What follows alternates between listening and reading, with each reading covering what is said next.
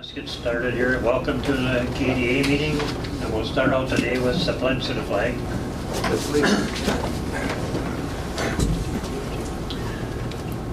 I pledge allegiance to the flag of the United States of America and to the republic for which it stands, one nation, under God, indivisible, with liberty and justice for all.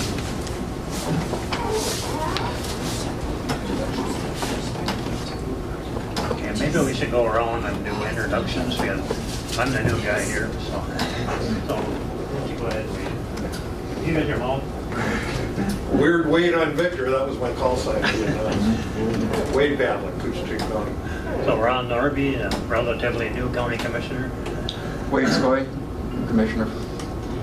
North Home area. North. Steve Korstad, Coronal. John Howard, Coronal. Kirk Dunbar, HDR Engineering. Brian McBride, Koochiching County.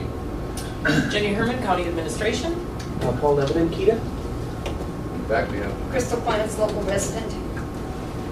Darcy Sullivan, KCC-TV. and Dan. And Dan. Just too bad the journal wasn't here. But, I have to correct Commissioner Beck. you know, I'm not from the northern area. I am from all of Cooch County except International Falls. Falls. That's a good point. Yeah, that's for you guys, Commissioner Skoy and Commissioner Pavlik own the county. Yeah.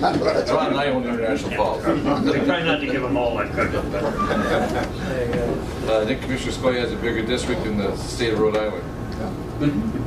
Is that makes sense? okay, first item on our agenda is to approve the agenda. So we have a motion to approve the agenda. Second. I'll give the motion. Second. Motion by Wade, second by Brian.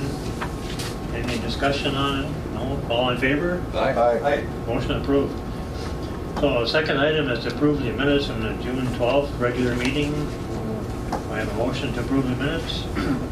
Move on minutes. Motion by Brian, second by Irene. Okay, any discussion on that? All in favor? Aye. Motion approved, motion passes. Financial business, to approve the June claim payments, and I believe there's only one for the Little Fork Medical Center. I think it was the only thing I seen. So, motion to approve the claims. That's your job. Yeah. I'll move on the claims. Second. Okay, we have a motion and a second. We depend on you for that now. Yeah, that's right. Oh, any discussion on that? Okay, all in favor? Aye. Aye. Motion passes. So the next item is to approve the June accounting report. Jenny, the only thing I could see is that the, I guess, grant or refund, however you want to say it, it's the only thing I've seen on there. It's different than last month. Correct. Just the one claim. Yeah. Yep. Okay, motion to approve the accounting report. Move. Moved by Wade. Second. Yes. Support. Second by Commissioner Skoye. No, any discussion on that? All in favor? Aye. Aye. Motion approved. Other project business, you guys are up. Well, Welcome, guys. Yeah, well, Thank you. for being here. thank you for the opportunity. It's always nice visiting the falls, especially this time of year. My only regret was that I did not come with the fishing rod and my Hawaiian shirt and a straw hat and a cold one in my hands to get out there and truly enjoy the day. Well, you're going to make us just get up and leave. But this is the next best thing. You want to call take you right now? We're glad you're here. Well, thank you. Well, we're here with members of the team, Steve Korstad, Kirk Dunbar from HDR, Steve Korstad from Coronal, to present the final efforts of the Renewable Energy Clean Air Project recap. It's been quite the journey. As I said, we started out in 2008 and we worked our way to today. You know, that was when the official kickoff was at Rainy River Community College. We had the fish fry. And the original 5 commissioners Commissioner Pavlik, Commissioner Ady, Commissioner Leopard, Commissioner Hanson, and let's see who am I missing, and Commissioner Briggs. So the original 5. So just to acknowledge that. So again, we are here to present the results of what we've learned to date and or recommendations to present to the county regarding this waste energy facility. Anything, Steve? So we have the presentation that we just wanted to get to you. So, start. So here we have, I should also identify that we have, in the closeout process, we're working with the Department of Energy, DOE. We owe them 4 documents that really speak to the conclusion of the work effort. That was a paper deliverable. We have already presented to the state of Minnesota, the project coordinator, David Binky, and he is pleased with what he's seen thus far, because as a result of our work, what we said going in, it not only works for this region, but it could be applicable for the entire state of Minnesota. And so from the pollution controls, the Minnesota Pollution Control Agency's perspective, this was a document to look at the next generation waste to energy facilities that use gasification instead of incineration, that then could be used in other portions of the state of Minnesota. We'll see, who else have we presented to? We've actually gone before, getting back to DOE, we've gone before the Technical Review Board at DOE, and companies like Exxon, Sasho, Chevron, a couple of other major companies were, if you will, shooting at the project, but shooting at it from the perspective of a review, where we had to defend the project. First year, we did okay. We didn't really understand the nomenclature of how they interacted. The second year, once, and the review happens every 2 years. The second time we presented, we did really well. We scored well. There were some additional questions. They finally understood that we were a paper study as opposed to building. The third year, we hit it out of the park. From the perspective of, we got 8.9 out of 10 so far as the score, which was really good, to the point where the final technical review, we did not have to do a review as a result of our past performance. And so this project has had ramifications not only within the state of Minnesota, but in the United States, and has been looked at. Actually, folks have called into Paul from around the world to understand, exactly what we were working on. And so what you have in front of you is the table of contents of the report, where we're touching on, we go through the executive summary and touch on various concerns, feedstock, gasification, the biofuel output, which, again, that's a unique characteristic of our project, and we'll talk about that later. But there are other sections of this study that are of value.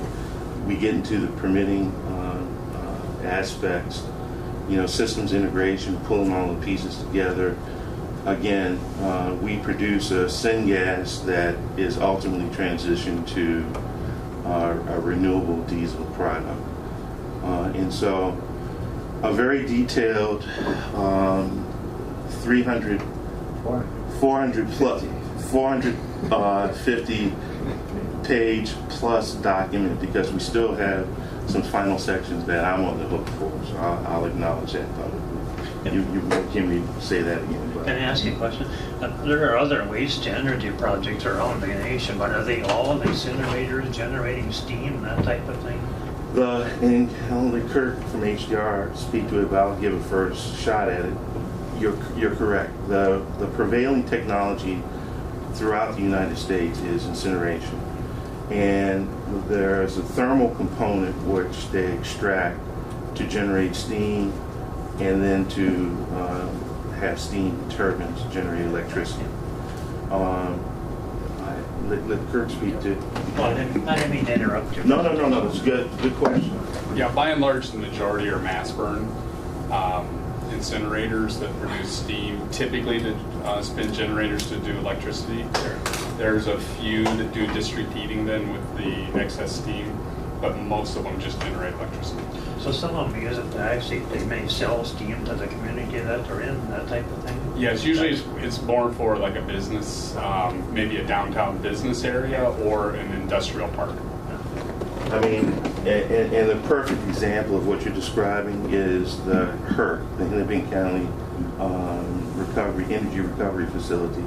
They not only send steam to the Twin Stadium, but they send it into the district energy solution infrastructure for downtown Minneapolis.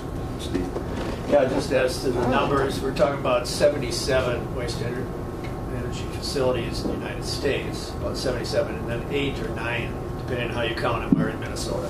So Minnesota is really one of the leading states. New York, Florida, and Minnesota have the most waste energy facilities. But It just seems like nationwide, I mean, we need to get behind this rather than dumping old stuff in the ocean. We need to do something better than that.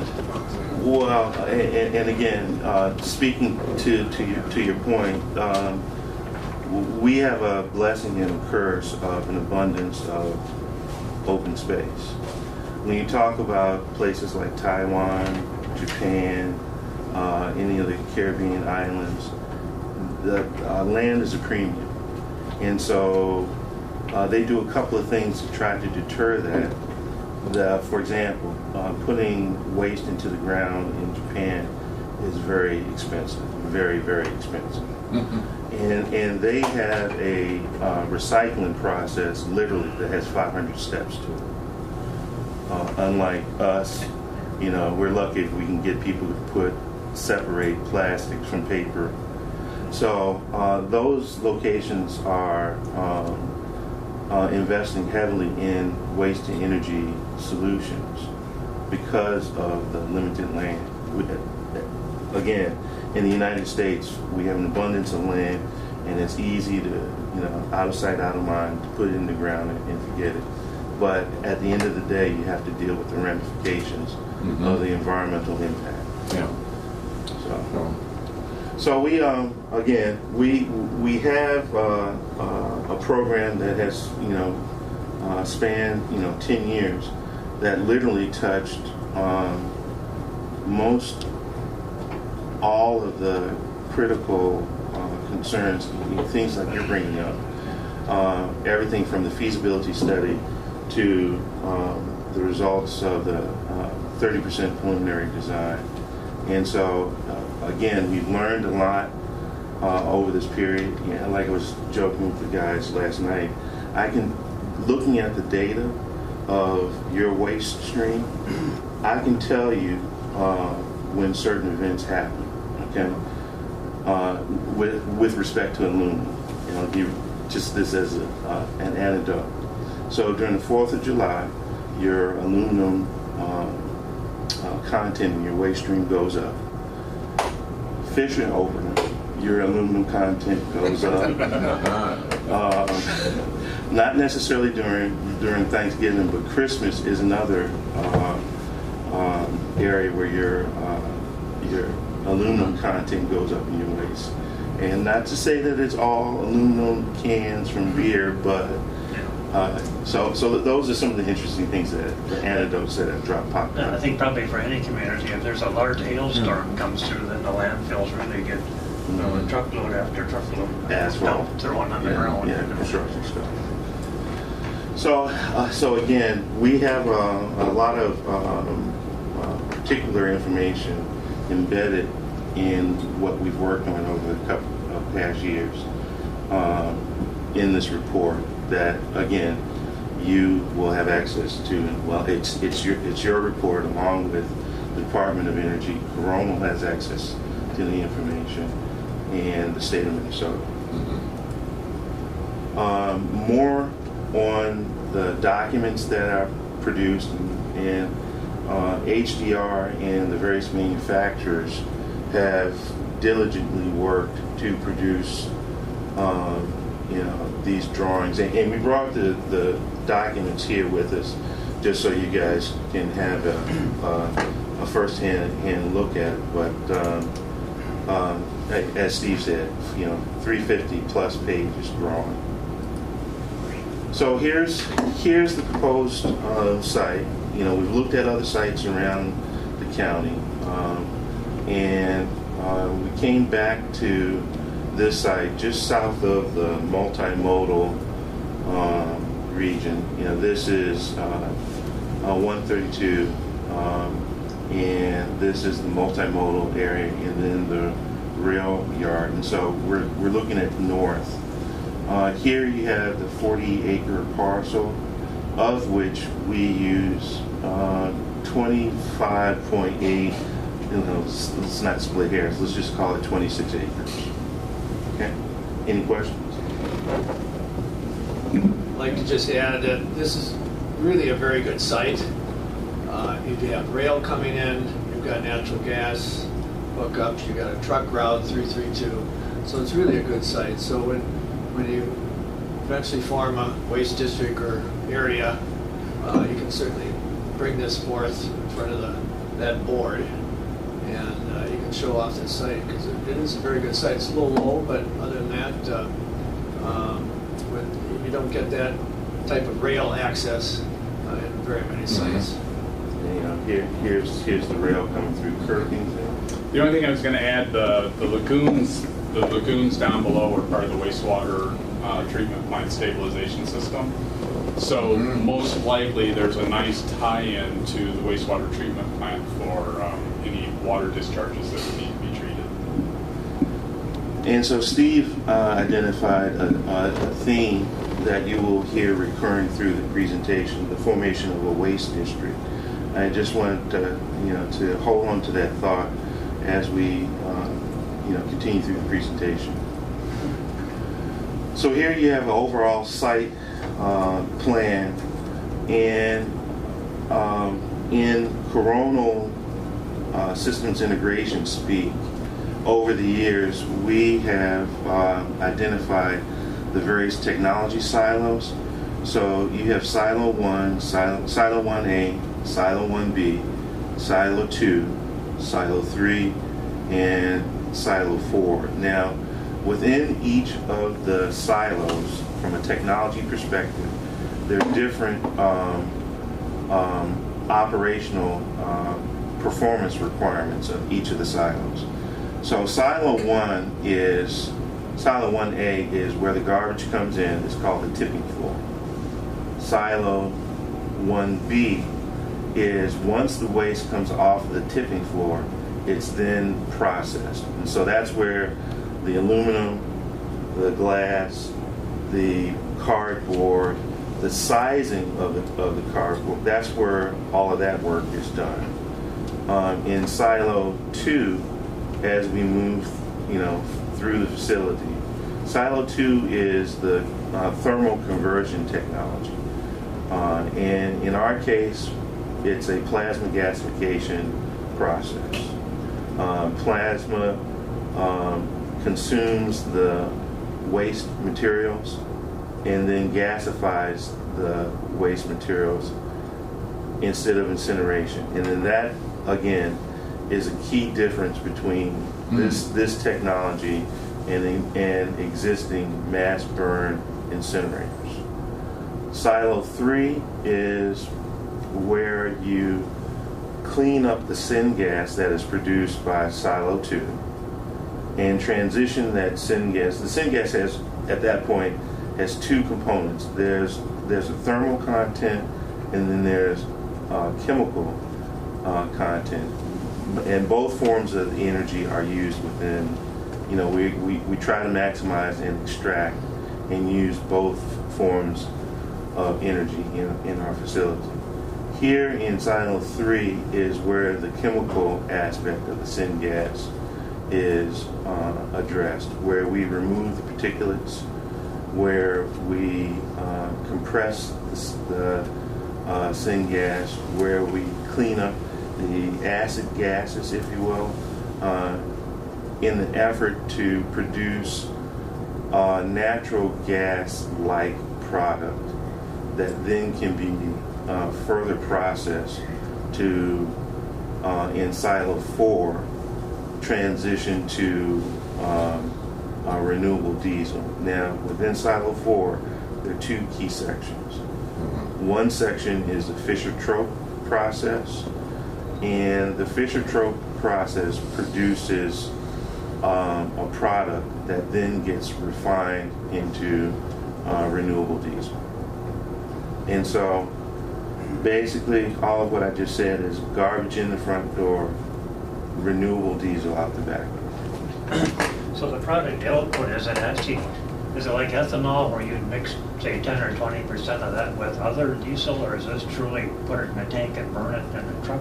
You know what I'm saying? This is truly put it meets, it's to answer your question directly, it's truly put it in a tank in maneuver, marine, trucks. What's special about our renewable diesel, soybean-based diesel has a different cloud point. Our cloud point is designed for this region and a little further north than typical diesel. So the significance of that is diesel trucks or diesel fuel can gel when it gets cold. Well, because we've designed the cloud point for this region, that doesn't occur. Mm-hmm. And again, it actually gives the product output a larger market because temperature-wise, you can go further southward. Versus if fuel is produced down south that has a higher cloud point, it can't transition north. And so we've tuned the output of this process for this region, which is another benefit of the project. John, refresh my memory. How many tons per day were we rated at? Thank you, Commissioner. That's we're rated at 200 tons. We have the ability to go up to about 240 tons That would be per day. max. Correct. What would be the estimated output per X tons? I mean, do you get 10 gallons for 250 tons, or do is that? Yeah, sure. Yeah, that's a good question, Commissioner. It's, we were trying to get to a yield of 70 gallons per, we call it recipe ton. Because we have a recipe of MSW tires and so forth. And sure enough, we made our goal. So it's 70 gallons per recipe ton. That's the output. Of the 70 gallons, it's 58 gallons of renewable diesel, and then 12 gallons of naphtha. So it's about 75, 25% kind of split. So it's 3.7 million gallons of renewable diesel per year. But we still have the byproduct that is like the glass. I mean, the slag, that byproduct. The slag is still usable somewhere. The slag is produced in silo 2, yep. And the inert materials that go into the gasifier, erroneous dirt, sand, things, that then is vitrified, and it goes into the slag that comes out of the bottom. So the gasifier has 2 exits: the slag at the bottom, which eventually we can even turn into aggregate, and then the syngas at the top. Okay. Thank you. Any other questions? Good questions, Commissioners. Thank you. Is there any problem with is there a lot of cooling water needed for this process? And it's like non-contact water. I mean, you can dump it in the sewer, and at the end of the day, it's not some crazy pH setup sets the local treatment plant or anything like that. I'll throw this over to Kurt. Yes, water is used, and there are multiple flavors of water. You know, city water comes in. We clean up the city water. Deionized water is also created from that, so a different flavor. Jacket water is used on the gasifier. We recapture the jacket water and use it in other parts of the plant. And so we're trying to be efficient in the reuse of water that has gone through an initial usage application. Come on, Kurt. Yeah, and that's a very good question. There will be some cooling water streams. There will be boiler blowdown streams. There will be, throughout Silo 3, the gas cleanup. There's a lot of wet processes there, so there will be streams there. And what we looked at was reusing a number of those streams, whether it's in quenching processes, the slag quenching, or makeup water. But there will be some discharge to the wastewater treatment plant. And we would certainly work with them to make sure that we either reuse any stream that's quote-unquote problematic for them to treat or pre-treat before we send it over to them. Yep. I know that one of the streams, because it's basically removing mercury. You know, there's going to be small amounts of mercury in the incoming waste. There will be then small amounts of mercury in the syngas that'll then be removed. What we identified is most likely that small stream will be pre-treated for mercury, and then whether it's reused or sent to the POTW, would be decided from there. There's some other streams, some ammonias that might need to be pre-treated as well. So this is the overall site plan, and as I said, you can see the rail spur that comes off. This is the MD&W line that comes off of the Canadian Northern line. There's weighing stations, there's storage facilities, there are mechanical maintenance buildings on this 26-acre site. Here's a closer, the enlarged view, and we'll have, there's an animation, three-dimensional animation that we put together to give you a better perspective of what you see here. But again, technology silo 1A, 1B, technology silo 2, the gasifier, silo 3, the gas cleanup, silo 4, A and B. This is where the product is produced. Silo 5, we call it the integration. It's kind of a catch-all maintenance room, the electrical room, and other aspects of the facility to make the whole facility function. Compressed air, utility, internal utilities, that kind of thing. Now, this is the, again, this is the magic behind the curtains, if you will.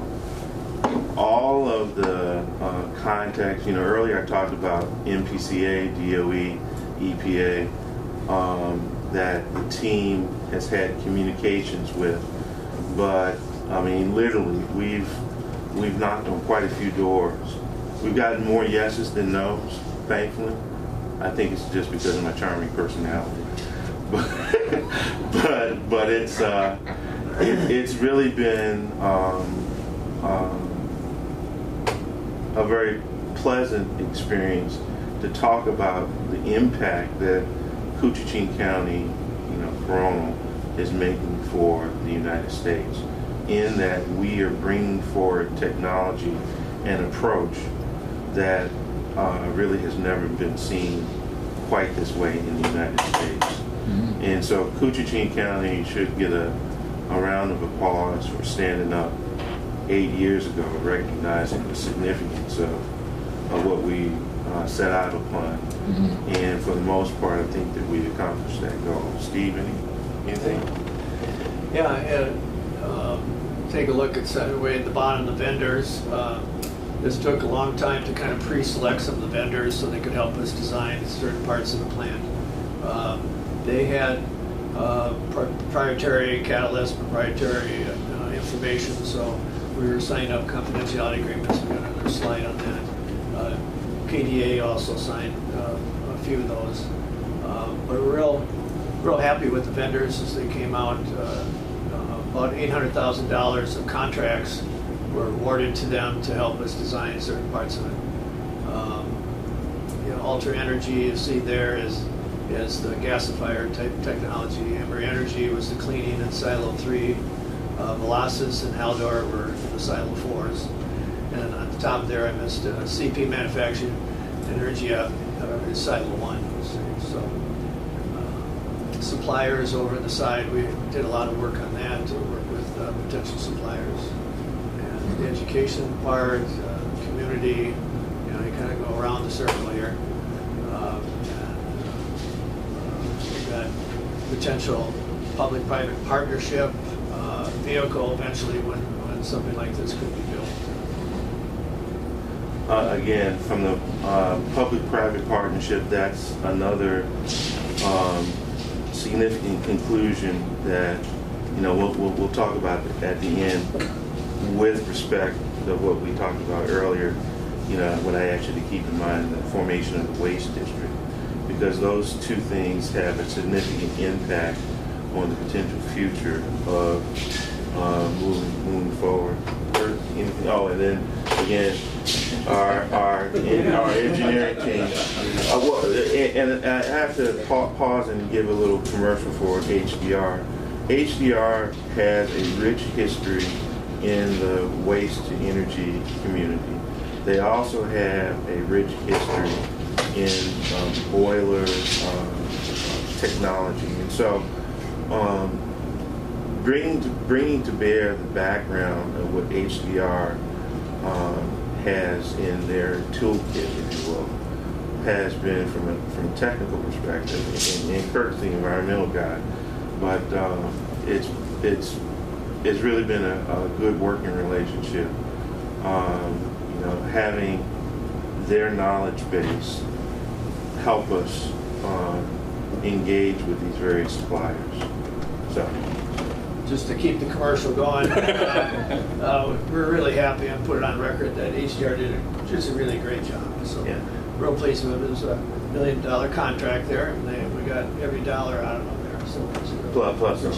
I believe, I worked at Boise, which is now Packaging Corporation of America. It seemed to me when I worked in the back end of the mill, which is power generation, it seemed to me we used to have some consultants from HDR, with some boiler, with our hog fuel boiler and stuff like that, to get the efficiencies out of it and stuff like that. So, and the Ultra Energy, that's not the same company that worked with First Bank Stadium, is it? No, that's a different energy. Yeah. John, keep in mind at 10:30 we've got to go into the county board because we're out of time. So I just want if you're not quite finished, then we can do some more after the meeting. There's just two more slides here. Again, the contracts, and I have to do the commercial for my partner Steve. We've talked to some very big companies who, in comparison, we look like a gnat to them. However, they were willing to work with us. One, because they saw the future of a future industry being developed that they could, get in on the ground floor. And so we have companies that have worked with, again, the Exxons of the world, the Sasol Chevrons of the world. These guys are multi-billion-dollar companies, and they're working with, little Steve and John. And so hats off to the work that Steve did to pull together the contracts and the infrastructure and the agreements that these guys were willing to work for us. Just add a couple things. Thanks, John, for the compliment there. You'll see that certain vendors wanted KDA to also be on the confidentiality agreement. So you've signed, here's your column there, you signed a few. So we're still talking about this 450-page report. It is confidential. In order to get any design work out of any of these vendors, they wanted it to be proprietary and confidential, and that they think that at some point waste energy will be a big market for them. So, of that list, a number of them we decided not to use. So So, we went through and kind of pre-selected the best ones for us. So. Westinghouse Plasma, they were the first one at the plate, right? Correct. Are they still on board? Yeah, this goes to the question on Alter Energy. So right now, Westinghouse Plasma Corp is still alive as a U.S. company. Alter Energy is a Canadian company that used to own them, but now they're both owned by a Chinese company, KDA. And it was KDA that's kind of running and would bring capital into the project, any kind of project with gasification, but they backed off on that now because in China they wanted to keep their money back home, so they stopped. The government wanted to stop the capital flow out a little bit, so we have to play with that now and so forth. So that's the entity, or that's just for the gasifier itself, level 2.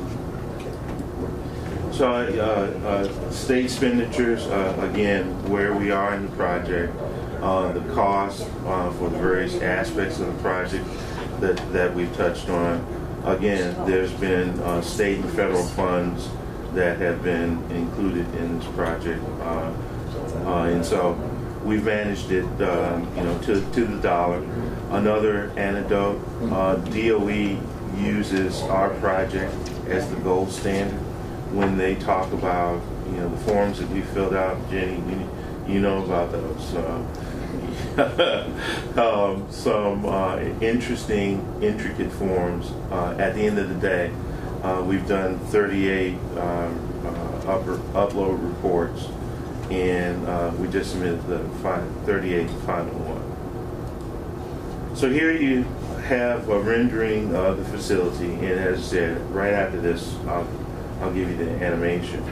But 26 acres, the main building, 101 something square feet, and then the various silos, their square footage. Again, this is looking north. The MD and W line runs east-west here, and if you look, there's just a barrier around here. That's not physically there, but we just put that there so you can get a sense of the 26 acres. Well, we talked about the waste districts and forming working agreements amongst multiple counties.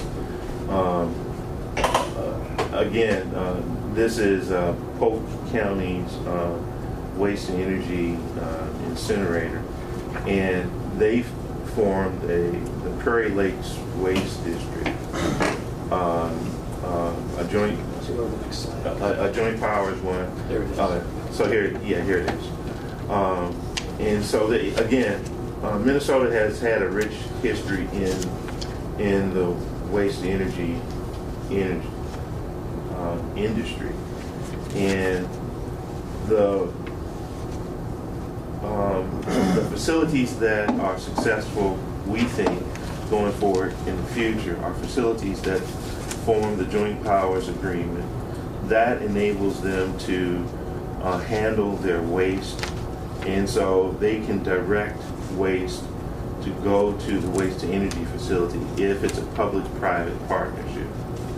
And so that's what we see for the future for Koochiching County. I mean, you guys have been blessed by working with Kitchen County. These guys are top shelf, top notch, good guys. And they've given you a contract for 20 plus years at a significant competitive market rate. But at the end of the day, to your question, Commissioner, we're running out of land, and we have to find other solutions rather than putting it in the ground. And so having some type of a consortium with this region, and oh, by the way, if the facility is sited here in Cooch, it gives you a significant advantage. Now, even if the location isn't in Cooch County, if it's in St. Louis or Tasco or somewhere else other than Cooch, you want to be a member of the waste district wherever that waste energy facility is sited in the Arrowhead. And so that's another significant outcome of what we studied over the past years. Anything? The one in Pope County, that's been there for a long time. And they've expanded it as a result of it. Bill Wilson was the original engineer consultant. He then became the program manager. And Bill was instrumental in us understanding the flow of waste, how things are moving back and forth, who handles what. Bill has since retired as a consultant, working on the golf game in Florida, and John is there now. Oh, also, we are, HCR is a member too of the Minnesota Resource Recovery Association. And so, again, that was another body that provided intricate information on the movement of waste and understanding how these facilities have operated over the years. And so that body of knowledge, again, gives us an advantage and has been incorporated in our study. I want to know why Steve's gotten a little grayer. You have.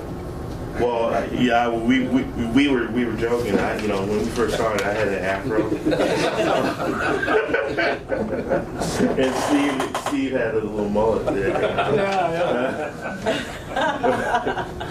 But it's been a good project. And you took Kurt's there too. And so at the end of the day, again, these are the companies that we have worked with, thus their logo, bringing them to the table. The waste materials that make up our waste recipe, the products that are extracted as we work through the recycling, as it goes through the thermal process, the various other products that we produce, heat, and then out the back door, the chemicals and or the other products that we produce. So garbage in, renewable resources out the back door. And with that, I will go to the video to give you a sense of a three-dimensional view of the facility. Now, I'll let it play once, and we can also go back through this and stop and pause and talk about various sections with the 15 minutes that we have left. But the rail yard, these are the storage buildings. The various trucks will have the ability to come in, and this is silo 1A, the tipping floor. Get this out of the way. Once we get into silo 1A, looks like a traditional tipping floor. There's the push walls, the front loaders, shovels, and then the conveyors that take it into the start of the recycling materials extraction. These are metering drums that give good pace. This is a separate line for, again, the single source recycling, as opposed to this line, which is more considered traditional trash. You get inside, you have the sorters. People working have what's known as the trommel, which then, throughout this whole process, you're going down in size and extracting the materials. You have optical sorters here. Here you have what we call the creation of the power pills. And this is a glass wall, but it won't be glass, but a real wall, but just so you can see further into it. We have some storage of the power pills, is what we call them. And some of the power pills are tuned for different caloric value. They make their way up into the gasifier. The gasifier produces the syngas. This is another piece that we can get back to when we run it again. The syngas goes through the process. So we were in silo 2. Now we're transitioning to silo 3. This is where you pull out the particulates, you do compression, you also remove acid gases, and then you're making your way out to silo 4. which is the velocity process where we have catalysts and we are making a slurry, if you will, that that then eventually gets processed, further cracking to produce naphtha and then renewable diesel. And so the back half of this facility is very similar to a refinery, for lack of better words, in how it functions and operates. And so here you have the storage tanks that ultimately get handed off to there's a train that you will see, the train line where we're able to fill up the tanks. You have the oxygen generation plant, here are the trains, and then you have over in the corner here a flare just for quote-unquote emergencies, start up and start down, where you have some emissions. So, at the end of the day, again, Koochiching County has a design for a 30% design, preliminary design for a waste energy facility that the state knows about, and the potential for a public-private partnership. You guys have the ability to control that waste conversation with the knowledge base that has been gained from this project over the years. And Coronal is, here to assist you moving forward in the future. But this is the product that has been produced. Can I add that the product can go right to an EPC contractor, and they do final design and build it. So it's right there at 30% design. So it's a good piece of work, and then HDR has all the specs and the drawings. Do we have a cost estimate of a total project? I'm sorry? Do we have a cost estimate of a Yeah, total project? the cost, $125 million. It got up that high. We did take the most expensive route. Remember, there's routes for outputs, electricity, as well as biofuels. The renewable diesel, we thought it had the best market, so we went with that. And it's the most expensive capital-wise, because the refinery aspect of it. So $125 million. How many, was there an estimate as to how many people it would take to operate? How Fif- many jobs are involved?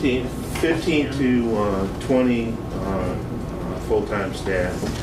Variations, there are multiple shifts. That's the core staff. If you expand that, out to haulers, Oh, sure. Yeah, it grows exponentially. So the design is a 24-hour operation? Correct? Correct. Six days of the week. In the design, you also, because we make more what we call the power pills, we make more power pills in a day than we can consume.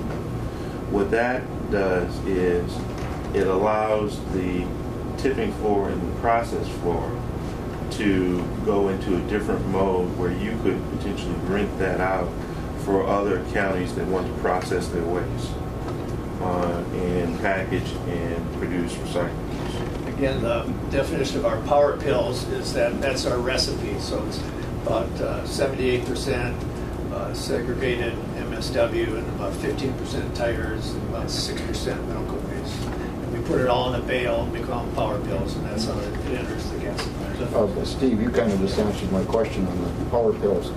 I know before one of your concerns was getting in used tires, railroad ties, and other things for more fuel potential.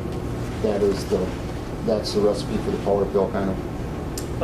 The use of the rail, you're asking? Is, No, what's the recipe made? Of old railroad ties and stuff like that. Oh, yeah, old railroad ties could be there as well, yeah. So how would the ties and tires be processed?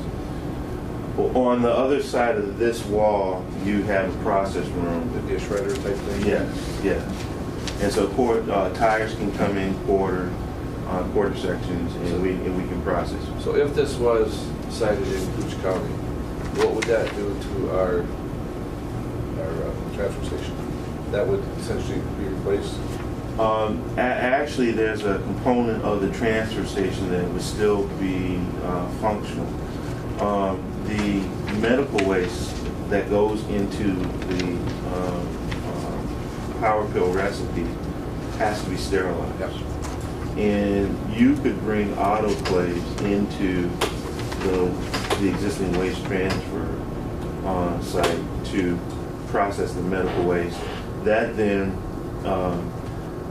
declassifies that waste stream, and it's just another waste stream that then can be consumed by the gasification process. You didn't mention scrap iron. So unfortunately, in the way we do generate a fair amount of scrap iron. Is that not part of this process, so that for station could still be used for that sort of thing too? Correct. If scrap iron is in a bag that doesn't fully get, decomposed as far as what's in it, it makes its way through. Yeah. That's the beauty of the gasifier. Because of the elevated temperatures, it's the metals are an inert product and then comes out in the slag. But ideally, you wouldn't take scrap iron into the process. Yeah. They don't want In to fact- blocks. Yeah. I've seen them come out the back of Now, that. just quick, the medical waste obviously is a component that is high dollar, and it's something you really want. Now, you've been involved kind of this with other waste burning, so incineration. The public perception. How do you get over that? Because that's the first thing people are going to. Oh my gosh, we can't be doing that here. How do you get around that? And that's a very good question. The other thing we're starting to look at for a lot of mass burn facilities is introducing biosolids, which is also a component of this one. One of the best ways to overcome that is what John and Steve have done, and that's to go down to the medical waste incinerator down in Rochester and show people how that operates and what it looks like, and that in reality it's a very straightforward process as long as the correct procedures are imposed. Public perception is always one of the most difficult things to overcome, and clearly early education and opportunities to see facilities that are operating and operating well is a good way to address that. The two things would be medical waste, and the other one is tires. I mean, people just react to those two issues, and gosh, because they see tires burning in public, there's fire, and then black smoke, and then this. And there was a tire to energy facility that was going to go down in southeast Minnesota a number of years ago that was ultimately shelved because of public concerns. One of the pluses of this is, first off, it's not direct incineration. We're not burning the waste and then trying to clean up the exhaust gas. We're gasifying, and then the level of cleanup that's happening on that syngas before there's any opportunity for emissions to the air is really, it's above and beyond anything that any incinerator has on right now, because we need to clean that syngas up to the point where then it can be further processed. Another, we're probably grasping for details here, but another difficult and expensive thing, and it's only getting worse, is for us is getting rid of computer monitors on old TVs. Does that go in this process or not? Theoretically, as long as it's not classified as a hazardous waste, the process is robust enough it can certainly handle that, and the level of the cleanup equipment could certainly handle it as well, but we would not be permitted or allowed to process hazardous waste. Yeah, I understand. Mr. Chair, just one other question. Of course, we saw the facilities in Japan 10 years ago, whatever that was. To your knowledge, have they built any more gasification or waste energy facilities there? Or, and my other comment would be just taking a look at this design. It's much better than the one we saw in Japan. Oh yeah, without any question. Actually, sad to say, some of those facilities that we saw in Japan have gone offline because of some of the orbiting issues that we talked about here, so far as the waste district. They didn't control the waste. and so they lost control of having a guaranteed stream of waste coming in. The unit produced a minimal amount of power. I think it was like 1.5 megawatts, which really wasn't enough to attract a major client. And so the Koochiching facility has gone offline. Worldwide, there are other people looking at gasifying municipal waste to do this type of process. Yes, but before we have four or 5 minutes. I just wanted to throw it over to Paul Nevin, and if you had any comments, concerns. Well, you can see the amount of effort that went into this, and it's taken a long time. I think the public, there's a disconnect over time just because it took so much time and effort. And I think that the team that these guys have put together, you can see that what's involved in putting something like this together, and the fact that there aren't any commercially operating facilities in North America or in the U.S. certainly is a challenge to overcome. But we talked this morning. It's anybody that's landfilling, you're buying time, and this move toward waste to energy districts, I think, is a logical progression of where this is going. And so they'll be buying solutions to try to figure out how best to locate these facilities. But I think the blueprint here and the work effort and the level of detail and the number of people that have been looking at this, says a lot about the team and the way that they've looked at this. But and ultimately at the end, it's going to come down to counties making a decision based on economics and based on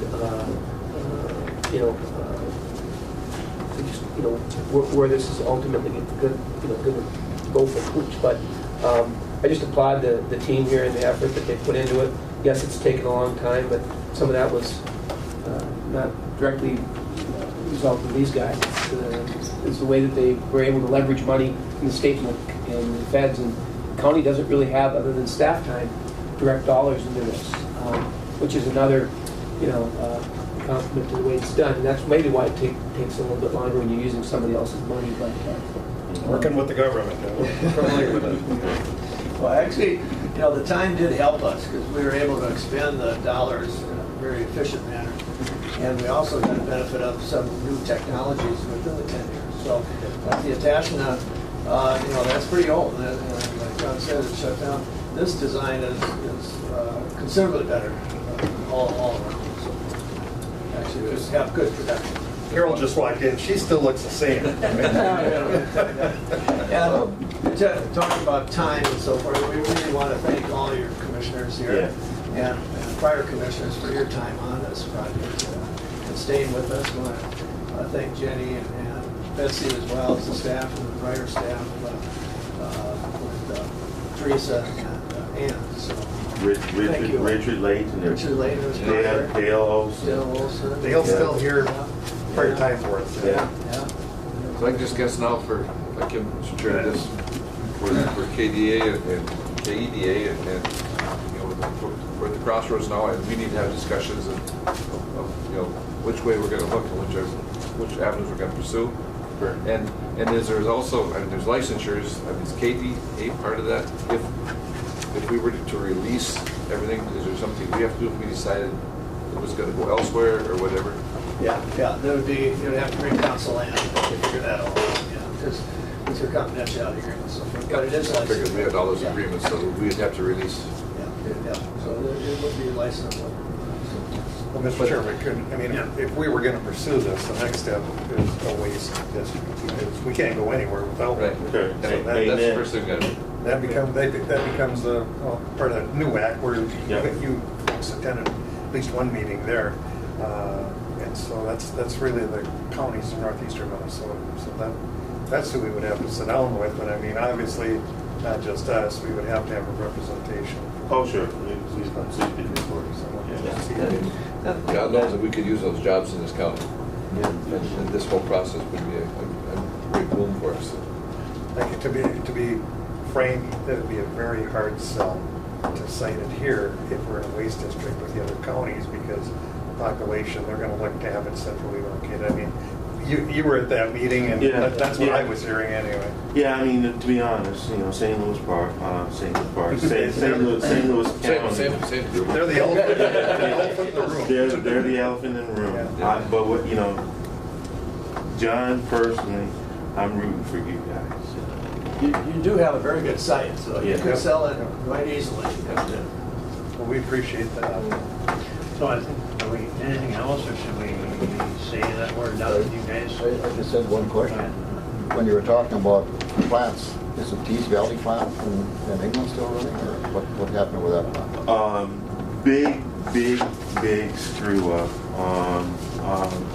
The coordination that we have with the engineering team, our contractual arrangement, suppliers, you would think that Air Products, who was the owner of the work effort, would have done the same. So Alter NRG did not have access to their own technology within the fence of Air Products product. Air Products thought that they were in a position to pull all of, they're not developers like we are, to pull all of the team together and to make it happen. Well, this started to happen as opposed to them working together. And so Air Products, in their wisdom, tried to bring a portion of the plant online and basically created a solid mass within the gasifier and destroyed it. And so a number of missteps that, from a technical perspective, were just inexcusable. And so that plant closed as a result, Steve. Yeah, so they did have to write it off. So it is a black eye to the industry, but it certainly can be demonstrated that they brought it up totally wrong and kind of destroyed something by doing that. It was 900 million too, wasn't it? Yeah, the full write-off, they were building the second one at 1,000 tons a day. The first one was 1,000 tons a day, so they were at a big commercial scale. They were starting to build the second one before they even commissioned the first, because you'd always want to commission the first to get the bugs out. So they were building 70% of the second, and so then there was a major write-off there. Just one other thing, if I could, Mr. Looking at the construction cost, or to build a facility versus what we would have to process to make it pay. I think those are some other numbers we need before we talk to anyone else about our waste district, because the question is going to come up, is it sustainable? And it's not to say even if those numbers don't work. I mean, this kind of project, I think, would have the ability to probably get some outside funding. Yeah. That's probably what we'd have to look at to bring that cost down. At the end of the day, it has to be, affordable for us to be able to form a Yeah, district. back on the table of contents, John forgot to mention the chapter that's on that. So we have a full pro forma, Okay, looking good, at all good. sorts of variables. We did sensitivity analysis on changing some of those variables. So Okay, we were that's- using, one basic assumption was $2.80 a gallon for renewable diesel, which I think is still pretty reasonable. It's selling retail at $3.25 now, and so forth. So we have those, and then, like you say, they're still preliminary, but it's there to for the investor who will also see this preliminary design as well as the EPC contract. And the sweet spot, what we've seen is 1,000 tons per day, where things become cost effective. Yeah, that's a good point, John. The numbers work much better with the volume. So at 200 tons a day, it's breaking even. You probably can't leverage it. It's got to be all cash deal and so forth. So, but it's the right size for you and for your district. So, if you create one, yeah. But the economics gets better by volume. So anytime you can get more. And to be honest, that's the case with mass burn too. And Sure. with most industry, the bigger scale, you get the economies of scale, and the capital isn't as unit intensive. Yeah, go ahead, Brian. No, I'm Because I think unfortunately, our next meeting is backing up here, so. Are you guys, honestly, you're done? I mean, Open for any questions, anytime, give us a call. Yeah. you guys okay? I mean, you know, anytime you live for God's country is a good thing. And the video is very informative. Yeah, That's a great job. Oh, any public comment on KDA? If not, motion to adjourn? We're done. This meeting of the Koochiching County Board of Commissioners to order. Welcome, everyone. We've done the Pledge of Allegiance under KDA. Thank you, Chairman Norby. And so we'll move right into the agenda. The first item of business is to approve the agenda. Move to approve. With the additions? I'll second with additions. Motion by Commissioner Norby and second by Commissioner Skoye. I Commissioner would ask that we have amendment to that. August 3rd, Northern Counties will be, looks like they will be hosting a meeting here, or Koochiching County will be hosting Northern Counties. Right. And it would be a good opportunity for other commissioners to attend and to meet and discuss issues with other commissioners. So I would ask that to be approved. Yeah, but it's up to the maker and the second. You okay with that? Oh, second. All right. So that's on, That would be a approved function. all right. Anything else? Hearing, and by the way, for the audience, Commissioner, we're missing one commissioner here today who's still out on sick leave, so hopefully he'll be getting back to us. Kevin. Okay, back to the agenda. All those in favor signify by saying aye. Aye. Those opposed, motion carries. Minutes from July 10th. Move. Been a motion by Commissioner McBride. Is there a second? Yes. Second by Commissioner Norby. Approve the minutes as presented. Any questions on that? Hearing none, all those in favor? Aye. Aye, opposed, that motion carries unanimously. Personnel business, we've got the notice of hire, the corrections officer. That was in the packet there. We've got to ratify the 2018-2020 ASME local public health and human services contracts. Good work, Val. Move to approve. Thank you, Commissioner McBride. Support. Second by Commissioner Skoye. Any discusn on that? Kenny, well set?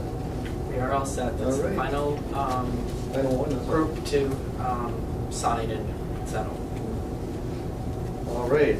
All those in favor signify by saying aye. Aye. Those opposed, motion carries unanimously. We need to adopt a resolution setting the 2018-2020 elected official salaries, attorney, treasurer, recorder, and sheriff. Wishes of the board. Move to adopt. And we've got a motion by Commissioner Norby to approve. Is there a second? Second. Second by Commissioner McBride. Any discussion on that? Hearing none. All those in favor? Aye. Opposed? That motion carries. Mr. Go ahead. Going back to the elected officials, that does not include the commissioners, correct? That's correct. That's correct. No, we took That We is took set- zero. That is set as a separate item. You didn't come here for financial business. We're going to approve the courthouse claims. Mr. Chairman, I'll move to approve the courthouse claims, highway claims, public health and human services claims, and maybe just those three. All right, we've got a motion by Commissioner Norby. I'll second such. And that's on the courthouse claims. Any, And the And highway. highway. And highway, And and, public. yeah, was the whole gamut. the second was Commissioner Skoye, right? Yes. Okay, so you got them all then? A, B, and C. All right, any questions or discussion on that? Hearing none, all those in favor? Aye. Opposed? Motion carries. Going to ratify the claim July 17, 2018, due to a grant deadline of July 19, 2018. Move on that. Okay, we've got a motion by Commissioner McBride, I'll second. a second by Commissioner Norby. Any discussion? Dave, sorry.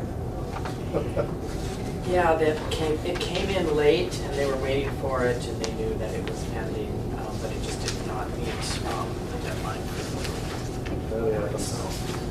Okay, all those in favor signify by saying aye. Aye. Opposed, motion carries. Lawful gambling application. Chair, I move to approve gambling application for the Patriot Assistant Dog Adult Fundraiser. Yeah, quite a handle. Yes. We've got a motion by Commissioner McBride. Is there a second? Yes. Second by Commissioner Skoye. This does mean you do have to attend the event, you know, if you. Well, I probably will, kind of want to hang out anyway. All those in favor signify by saying aye. Aye. Opposed? Motion carries. Koochiching County Agriculture Association application, it's a permit for the display of fireworks. Wayne? Move. He's a firecracker. Yep. We've got a motion by Commissioner Skoye. I'll second his world-class fireworks. Second by Commissioner McBride. It's an event not to miss, I know that. All those in favor signify by saying aye. Aye. Opposed? Motion. Good to Mr. Chair, just for Wayne left, what is the date of that? That's Saturday the 11th? It should be it's that Saturday, I think, but I believe the date's 11th. 11th, yes. All right, A7, we need to schedule a public hearing for a property tax abatement request. Jenny? Paul, well, I certainly can inform you of the process. We had scheduled a public hearing that was supposed to occur in June. However, the developers agreement, there were some changes that they wanted to make. So we received a revised developers agreement. The county attorney has reviewed the revised agreement, and so we've completed all of the steps needed now to schedule the public hearing. Talking with Paul, who's been in contact with the developers, I prefer to have it on a board meeting date, but it sounds like the 28th, which would be the first meeting that we'd be able to schedule it for, does not fit with their schedule. We do need to we do need to publish in the newspaper and give some notice. Although the week of August 21st, it sounds like would work. Is it August 20th? That's August 20th, that week. That week. So any day that week. So it's really up to the board to schedule a time that works for all of that. August what? 20th. The week of August 20th. That whole week, they're Right. open, they'll be here, and they want to leave it up to you because I know it's difficult to We schedule. don't have a board meeting that week? We do not have a board meeting that week. We don't have a board meeting until the 28th. Okay, one of the 14th and 28th. Mr. Chair, can I Go go ahead. Sure. I just want to publicly thank Jenny for the work that she's done on this. We've got 2 units of government, plus the KDA. We had 3 attorneys. We had a lot of moving parts on this. We're new to the process. Don't butter her up, she's working for us now. Well, it was just clumsy Don't at butter her times. up. But a lot of it's statutorily driven, so that Jenny was very helpful in just keeping everybody focused. And so She we're does getting that there. for us too, believe me. And the developers, even at the last minute, made some changes to the project. So actually, these delays are not holding them up. But again, I want to thank Jenny for her help on this, and Cheryl at Rainier. But any day that week, they just said that they would be flexible because, again, it's... So is everyone okay with the Tuesday since that's our normal day anyway? Okay. And then I also wanted to add that the city of Rainier has already adopted their resolution Yep. approving the tax abatement for 15 years. So, that's nice that we know that they're definitely in support of the project as well. So if that works, we could make it what? Tuesday the 21st. 11 o'clock. And do you want to do it during the day or an evening or? Early in the morning, Earlier? yeah, so we don't ruin the whole day. I agree. Look, I mean, I believe it's a straightforward issue. Rainer's already held theirs, correct? Correct. And I would just soon have it earlier. I'm thinking maybe we could do it 9 o'clock, and then if there's additional 9 o'clock. if there's additional county business, we may add a board meeting that day as well. Because I know there's some pending things that need to be reviewed. If not, maybe for sure we do it. I know the highway engineer would like about an hour with us. Okay. So Tuesday the 21st at 9 o'clock But anyway, a.m. I've And I will got a get motion by that. Commissioner McBride, Set the public meeting 9 o'clock. Okay. 21st of August. Very good. Second by Commissioner Norby. Any discussion on that? Wayne, is that okay with you? Which day I don't was- know this far out, but schedule it, I guess. All right. That's the 21st, right? Tuesday, the 21st, 9 a.m. Tuesdays work best because, other days everyone's not got that many meetings. So anyway, all those in favor, signify by saying aye. Aye. Those opposed? Motion carries, and we've got the property abatement schedule. We'll move on to land and forest business. Oh, you're almost caught up. How are you doing? Good, how about you guys? Bob Meyer, did you get my carbon copy when I Sent him contacted the him? information, yeah. And did Bob ever come back? He hasn't, I haven't heard from anybody directly yet. Okay, well, I'm gonna have to get back on him and see if we can get that going. I appreciate you asking, because I just assumed that, They responded. right. yeah. Go ahead, Brian. Mr. Chair, next week when we're hosting Northern Counties, I think it'd be, we do, Nathan, maybe to attend, and Absolutely. I think by other department heads that want You're to. stealing my thunder. Am I? You're saying the same thing, right? So, I mean, I don't know if you're aware of it, but. That's Tuesday? No, next Friday. Next Friday. Week, right. August 3rd. We're gonna take a little tour on the park boat, so. Okay. You were kind I think enough. Nathan and Matt. Does he have a club crew? Yeah. Yeah. Okay, well, anyway, Nathan, remind me again within a week here if I haven't heard from Okay. Bob, and I think you and I may just have to sit down and call him. Okay. Yep, that works, thanks. We're working on that Tilson ski trail last week. So anyway, we'll move on then to authorize a special salvage timber auction. Yep, as you remember, we had some severe storms in the North Home area at the end of June, first part of July, and we've done some aerial reconnaissance and some ground reconnaissance, and we feel that the amount of blowdown that we have down there, we need to get it cleaned up as soon as we can, and to do that, we need to authorize a special timber auction to get that stuff, get it in the logger's hand and get it cleaned up. So we're proposing a date of Thursday, September 6th at 11 a.m. in the North Oklahoma City Hall building. So All that wind and blowdown, sounds like Commissioner Skoye was probably campaigning or something. I'm up. Thursday, the September 6th. All the way into September. Yeah. I'll move on such. Okay, we've got a motion by Commissioner Skoye. Is there a second? Second. Second by Commissioner Norby. What time was it? 11. 11 o'clock on what day again? So Thursday, of September 6th. Yes, go ahead, Ron. What was it, is it complicated because it was already sold to a logger at a different auction, or was it? Well, there's gonna be some of those, so we already have a policy in place that if a timber sale, if somebody's purchased a permit already, and there's damage that occurs, wind or fire, at least 30% or greater, and the permit isn't in extension, then our policy is that permit holder can turn the sale back to us for a full refund of any down payments they've made. And we've identified 4 permits that kind of fit that category. We sent letters out Friday to those folks, and we're kind of asking them to let us know by August 10th if they wish to turn those back so we can reappraise them and hopefully get them reoffered on this auction, as well as a bunch of new stuff that isn't on permit. So that's why we're kind of shooting for that date in early September, is because just the logistics to get everything roped in and on paper and set up. That's why we're shooting for that date. Yeah, and I have talked to some people that are considering it. So. Yeah. A little tougher to do when they're blowing down like that, isn't it, to get in there? Okay. Go ahead, Jeff, right? So if we reoffer those, would we request that is there a special timestamp that they have to get that out of them? Yeah, what we'll probably do on a lot of these is we'll put like a one year time frame on them and encourage them to get them cleaned up as soon as we can. So.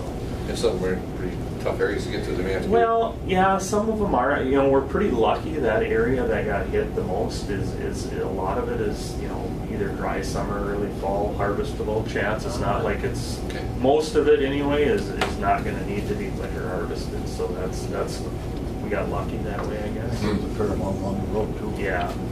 Not so much swamp down in your neighborhood. Yeah. Anyway, Chair will call a question then. All those in favor signify by saying aye. Aye. Opposed, motion carries. And then the only other thing I guess I would add is the guys in the Northland office are doing a fantastic job about just getting out there and getting this stuff roped in. They're working hard. So Well, we got a good leader, so. Give them a thank you from us. yeah. Extend the dual third-party forest certification.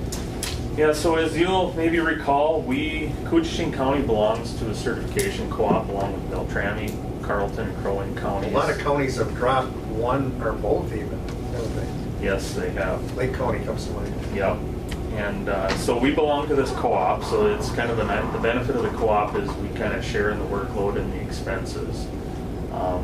There's a lot of, we're dual certified to SFI and FSC as part of this co-op. A couple of the counties have decided that, there's a lot of redundancy between the two of them, and they just want to drop to one.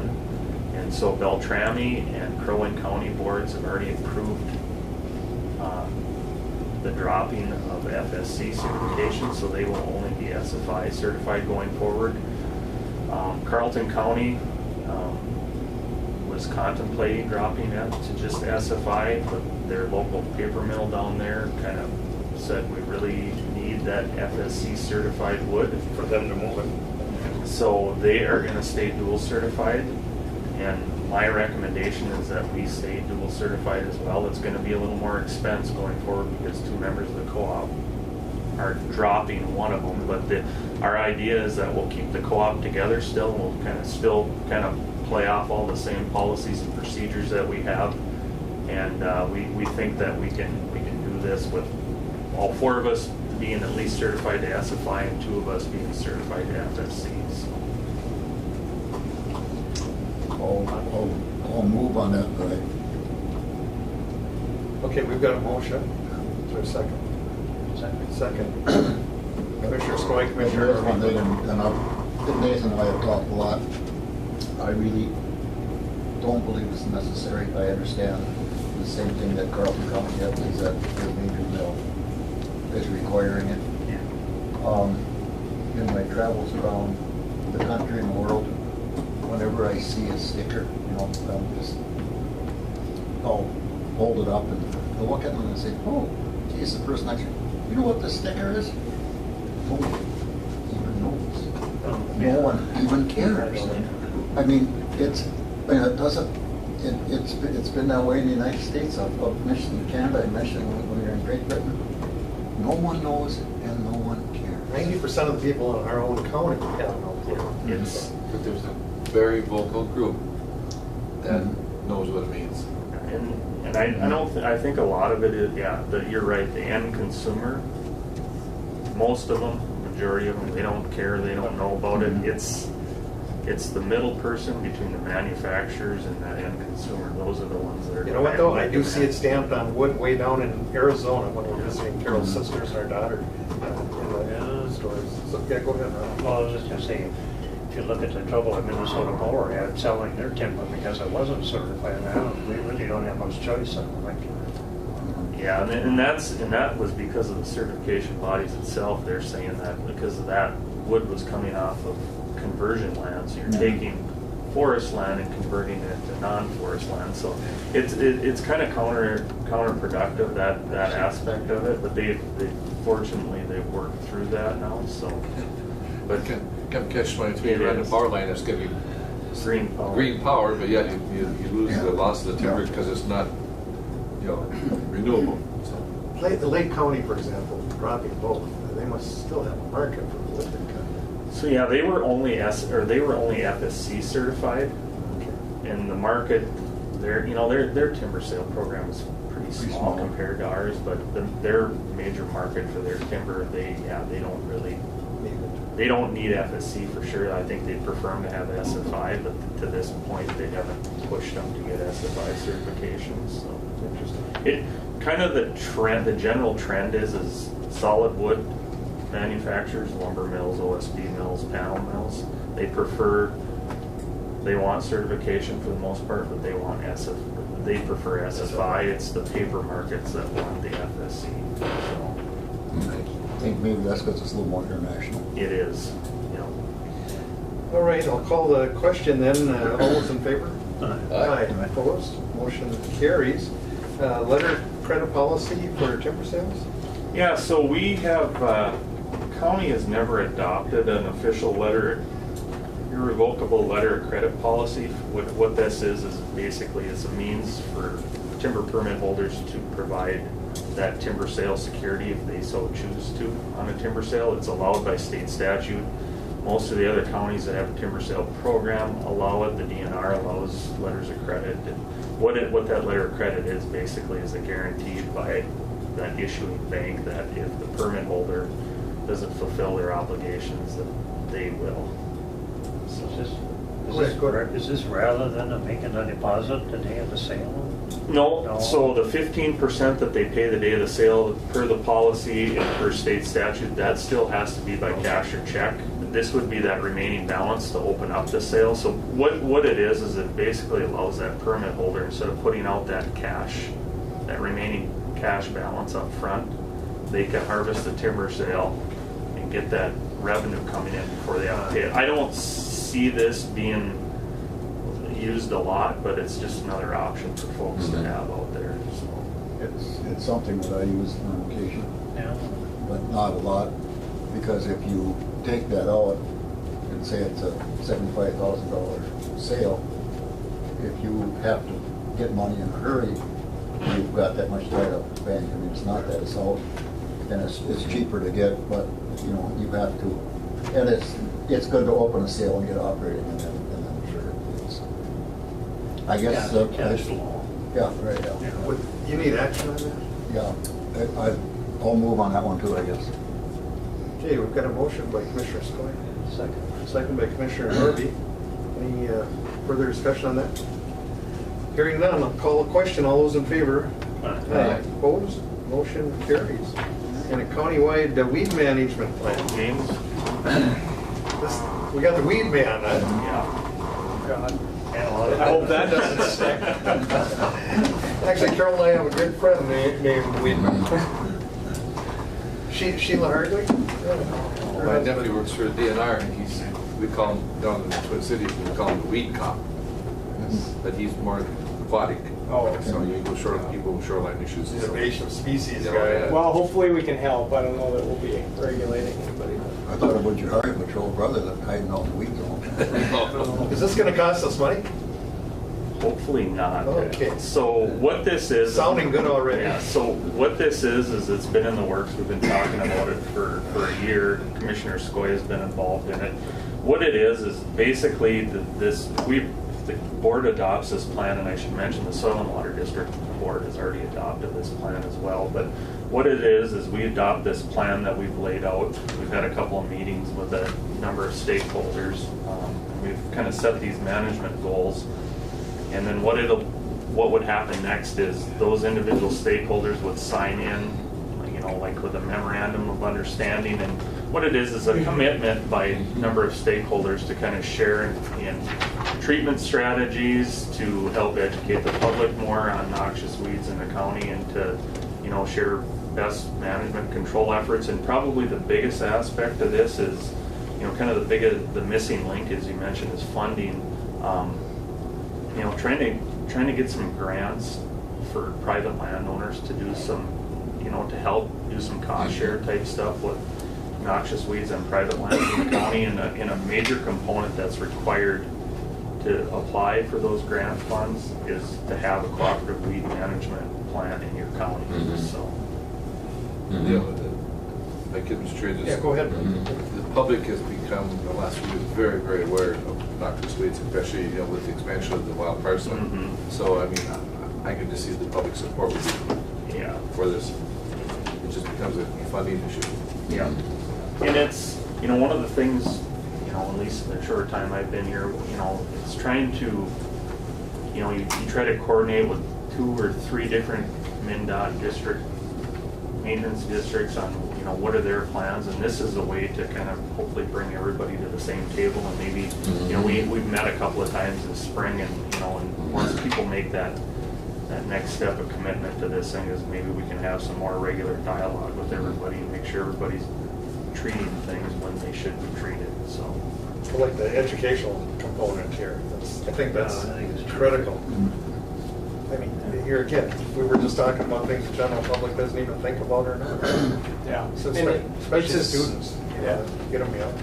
It's as straightforward a statement as you can make. It's just recognizing that noxious weeds are a problem, and our intention is to do the best we can with managing them. So, yeah, it's a good, like Nathan said, opens up a dialogue for future cooperation across ownerships. You know, there's a lot of different ownerships in our big county, and hopefully, if we secure grants, you know, we can target whole stretches of road and cross, with one project, cross those ownership boundaries with the memorandums of understanding as the basis for doing that. So, Lots of noxious weed, I'm sure, here.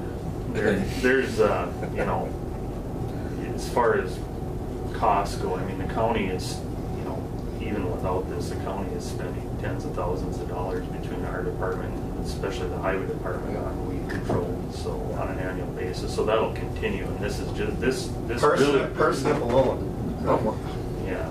So, you know, the aquatic grant that we get from the DNR, I mean, we probably need to work with our legislators and really start looking at some of this noxious weed. If we had $80,000 a year grant like we do for aquatic, that'd go a long ways. Yeah, a long ways. The legislature last session, they approved, you know, for the biennium, like $300,000 each year for a statewide grant program. Each applicant could put in for a max of $30,000. So we did. We, along with the highway department, we put in a kind of a dual grant. They had over $800,000 of requests the Department of Agriculture did. So they took our grant and they kind of pared it back. I suppose they were trying to spread the love, so to speak, and they pared our request back from $30,000 back to $12,000, and they cut back the scope. We had said we wanted to treat wild parsnip and a few other things, and mentioned some knapweeds, and they pared it back to just, you know, we prefer you just treat the knapweed infestations with this grant. So, You know, not everyone likes their roadway sprayed. I remember we had a real character that lived on that road between, what is it, 65 and Big Falls. Can't remember his name now. Anyway, he called me up and just ripped me up one side and down the other. We had to go out there and settle him down, and because, you know, when we sprayed, obviously the roadway, we were getting into his ditches and stuff. So yeah, you run it. You know, there's a lot of things that go with it. And James is right in mentioning one thing, is that, because I've got 3 different maintenance districts in my district. Yeah. And Badette does this, Northam does this, and not Side Lake, but, yeah, coming out of Effie, but it's actually Deer Lake, I think is where their office is. And one's in the Bemidji office, 2 are in the Bemidji, in Duluth. And, you know, and so, yeah, there is a thing, is that if they could, and coming up, once we got north of Big Falls, there was one pass along the road, and that's all they've done. More of a uniform practice. Yeah. and the Minnesota Department of Agriculture, they're kind of the lead experts, I guess, at the state level, and they will have representation on this, involvement in this as well too. So, Carol, you remember that guy that he later came up and brought Teresa flowers after he chewed her up on the phone for the county forces, knocking known as weeds. Mr. Chairman, I would move to approve Okay. this. Thank you, Ron. I'll second such. Motion by Norby, second by Skoye, to approve the countywide comprehensive weed management plan. That's a mouthful. All those in favor, signify by saying aye. Aye. Opposed, that motion carries unanimously. thank you. Anything else? Thanks, James. Do an addition. I have one addition. Oh, yeah, yep. Repurchase of tax forfeit property. Thank you. Yep, so there's a tax forfeited parcel in Big Falls that the former owners came in late last week and paid all the back taxes and interest and penalties that were associated with it. So per county policy and state statute, they have filled out their application for repurchase, which is now required to be approved by the county board. So, Okay, we've got a motion by Commissioner McBride. Second by Commissioner Skoye. Any discussion? How far in the delinquent was it? well, it was to the point where it actually forfeited, but Oh. so even after it forfeits, They still have- they have a repurchase period of it's either 6 months or a year, depending on if it's homestead or not. Of course, now they have to pay penalties. Yeah. All right. We'll have more, I'm sure. All those in favor, signify by saying aye. Opposed, that motion carries. Thank you. Well, thank you. And Carol, if you would, remind me, if we don't hear from Bob Meyer here in the next couple of days, we'll get hold of him. All right, thanks. All right. Thank you. Might as well do the other addition too. We're going to make the northern counties a board activity. Anyone want to move on that? No, that's different. We talked about it, but we didn't act on it. Okay, I move to approve. We That need- is we need a board activity. motion. Yep. Is there a second? Yes. Okay, we've got a motion by Commissioner McBride and a second by Commissioner Skoye, making the northern counties meeting up here, county board activity, and Brian's, we've invited a few department heads too, and certainly you were welcome to come. Should, those that didn't get a notice, can we get reminded somehow, or some kind of a notice forwarded to us, or?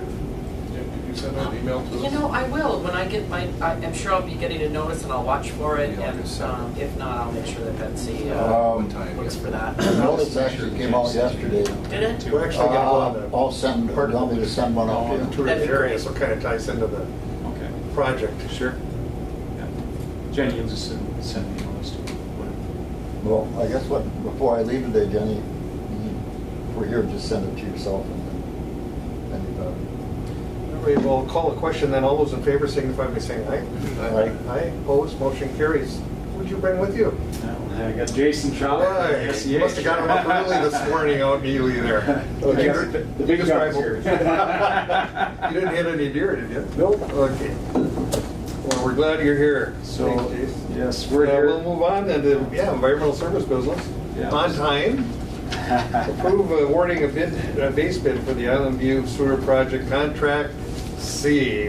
There should be a drum roll on this and fill us in. Where are we? So. I didn't get a chance to talk to you beforehand. Yeah, Contract C is the County Road 96 area south of the road that goes towards the Rain Lake Visitor Center. Our base bid, the bids were opened July 12th. Our base bid was an area that includes the lift station there right at the intersection in the Voyagers National Park Maintenance Building. Alternate 1 goes down County Road 96 to the 90-degree turn. And then alternate 2 was County Road 96 west of that 90-degree turn. We have...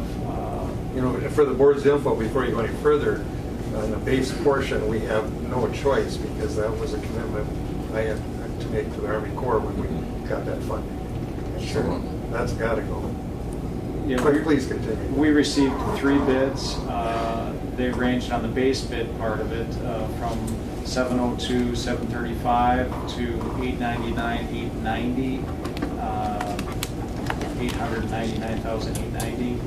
Septic check from I think Malacca was the low bidder, and they were at 702, 735 on the base bid. Alternate 1 was 406, 320 from septic check, and alternate 2 was 743, 594. If you did the base bid and alternate 1, it'd be 1.1 plus million, and if you did the whole thing, it'd be 1.852 million. I'm rounding those figures. If you want me to give exact, I can. And who'd you say was the low on alternate 1? On the base bid, That was the base bid Malacca. was septic check from Malacca, yep. And if we did alternate 1? It would add up to be 1.109055. And then alternate 2, 1.852649. So so I'll just give you an update on the project here, just to give you an idea of some of the things that are going on. About 50% of the Island View Sewer project has been completed, with most of the main line construction, including the detention tank, completed. Testing on some of those lines still needs to be done. Grinder stations installation is expected within the month. So on the funding part of it, we have about $20 million in funding for this project, which includes state and federal funding, and proposed Island View Sewer customer debt service. I know that we're planning on having an assessment hearing here soon, so that will be part of that. Based on our current contracts A and B and our current change orders and expenses, which include our current engineering construction contract, I recommend that we award contract C base bid to the low bidder septic check with Malacca in the amount of $702,735.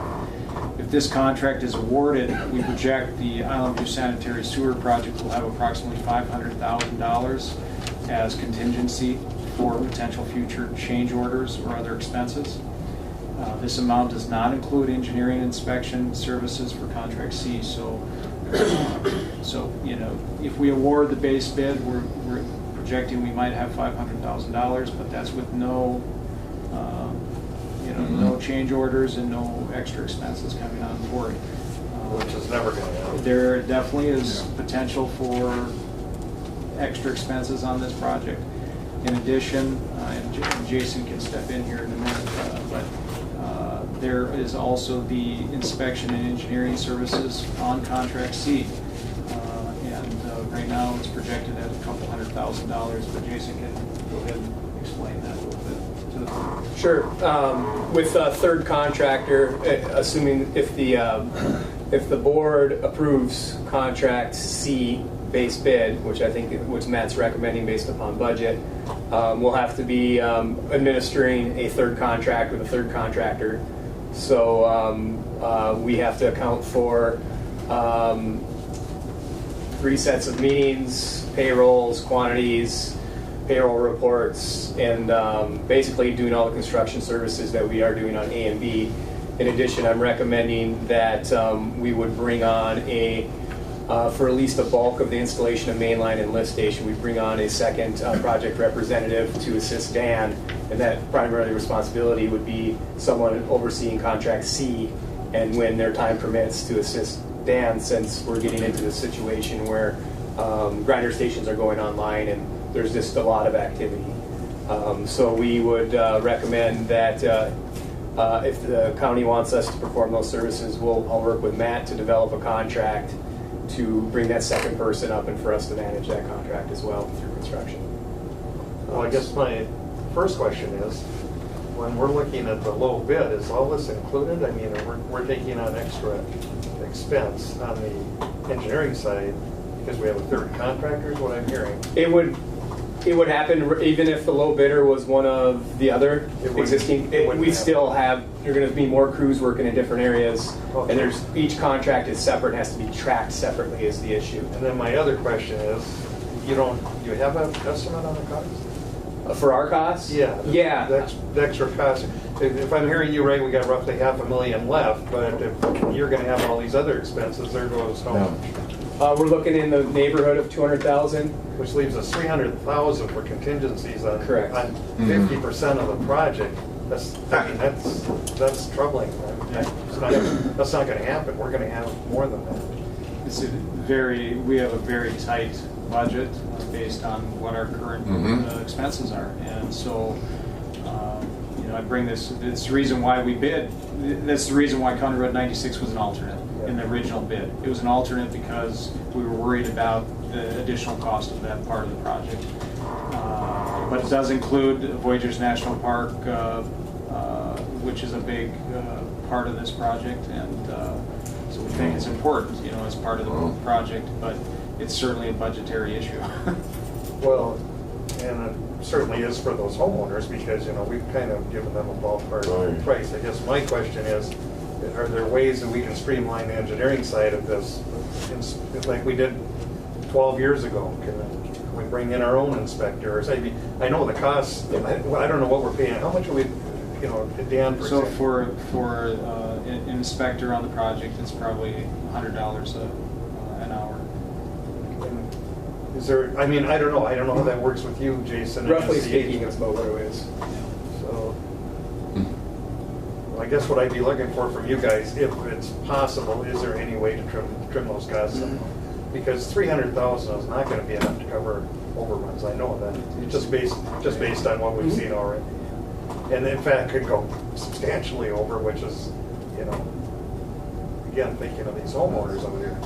This cost, right? I mean, as we start moving into installing grinder stations and stuff, I mean, that gets to, you can't real meat of the project. I mean, you work around houses, around people, and all those issues, and that's where you possibly can run into some cost overruns. Like, it's going to be tight, but I mean, as far as adding, the VNP, well, we have to.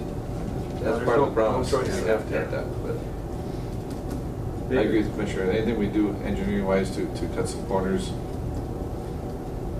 correctly, we want to cut corners and endanger any parts of the project or the viability of the project. But engineering, nothing against engineers, but they're always a big part of the expense. Great. Correct. Yeah, I mean, we got a $20 million project all told here, and engineering is a portion of that.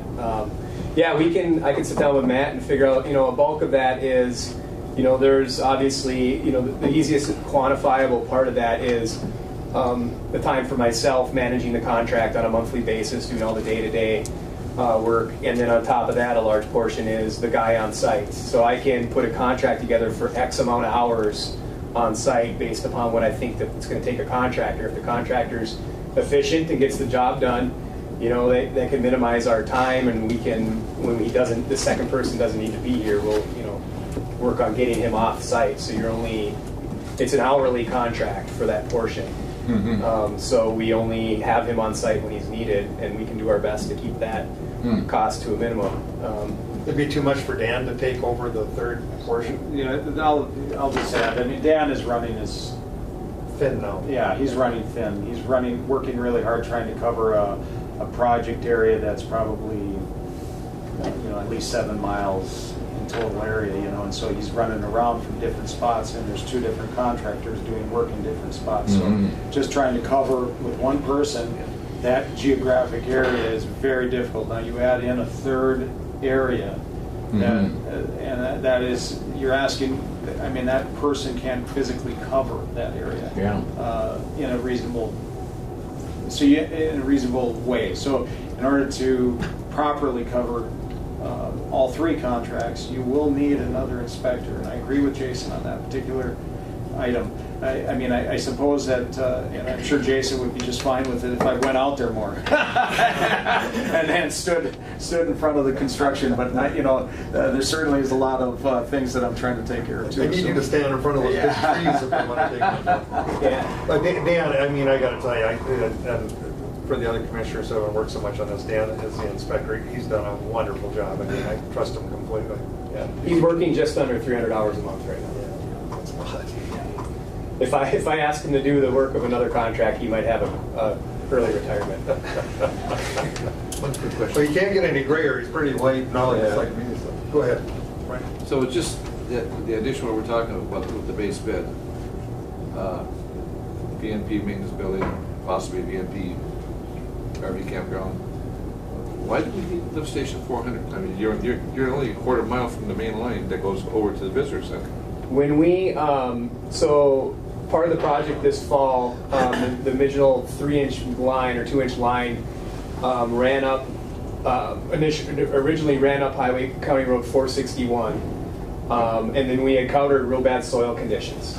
So the thought was either something had to be done, or they were going to have to open cut, install all of County Road 461 and rebuild it.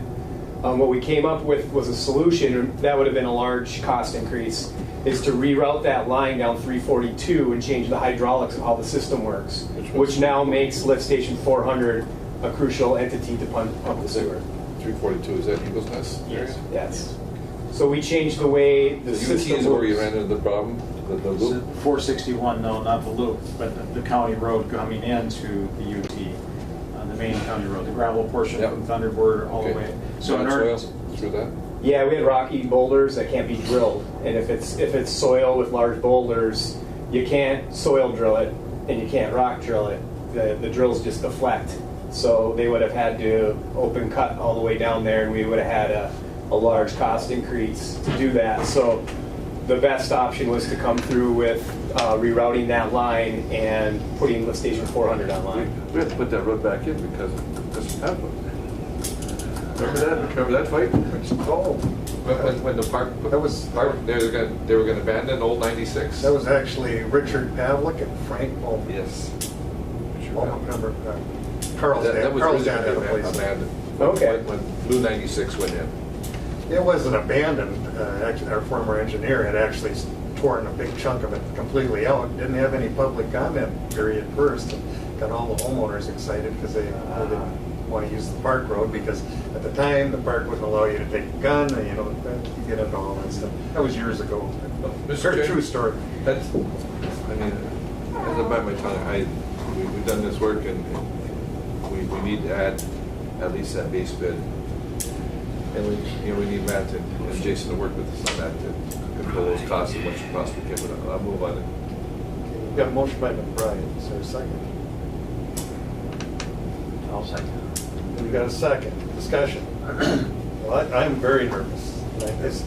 We're looking at getting to the park, is there anything we can leave out there? I mean, can we actually get to the park and get them functional, shorten the cost anywhere? so that bid is, the base bid on this contract C is shortening it up as much as we can to still service the park service, or the park, the visitor center facilities. And, I think, we have to do that, I think, because we have, that federal and state funding, and I think that was part of our discussion, Right. But again, that's up to the board to decide what we can or can't do, so. I believe what Matt said is true. I mean, we have the federal funding, and part of the reason we got that federal funding was a promise to include the park and the park buildings and all that stuff, and we have to go ahead and we're committed to do. Yeah. But we are going to be, just like Commissioner Pavlik said, our budget is very, very thin, very tight with these expenses. So the risk is, if we have cost overruns such as, many different things that occur, including restoration as the project goes on, those costs are going to be added on to the project, and then there's a decision to be made how that's going to be paid. Well, I can tell you, there is no decision there. It's going to be paid for by the property owners, and it's going to raise their costs if we exceed this budget. I mean, that's black and white. Yeah. And I've been around long enough to know that 300,000 is not going to cover even close to what we're going to run into. So if we vote for this today, we're voting to raise the cost to those homeowners for this project. That concerns me greatly. I am almost more apt to hold off on this and see if we can seek more money, because we've had these cost overruns. To get to the park, we may need a little more help. And I have to get back in front of the Army Corps or someone to do that. But I mean, I don't know. I realize we're on site, not construction, but I just can't be cavalier and say, okay, that's the way it is. Yeah, no. And sorry, folks. I mean, I'm just not there. That's me. Commissioner, I'm not being cavalier on my motion.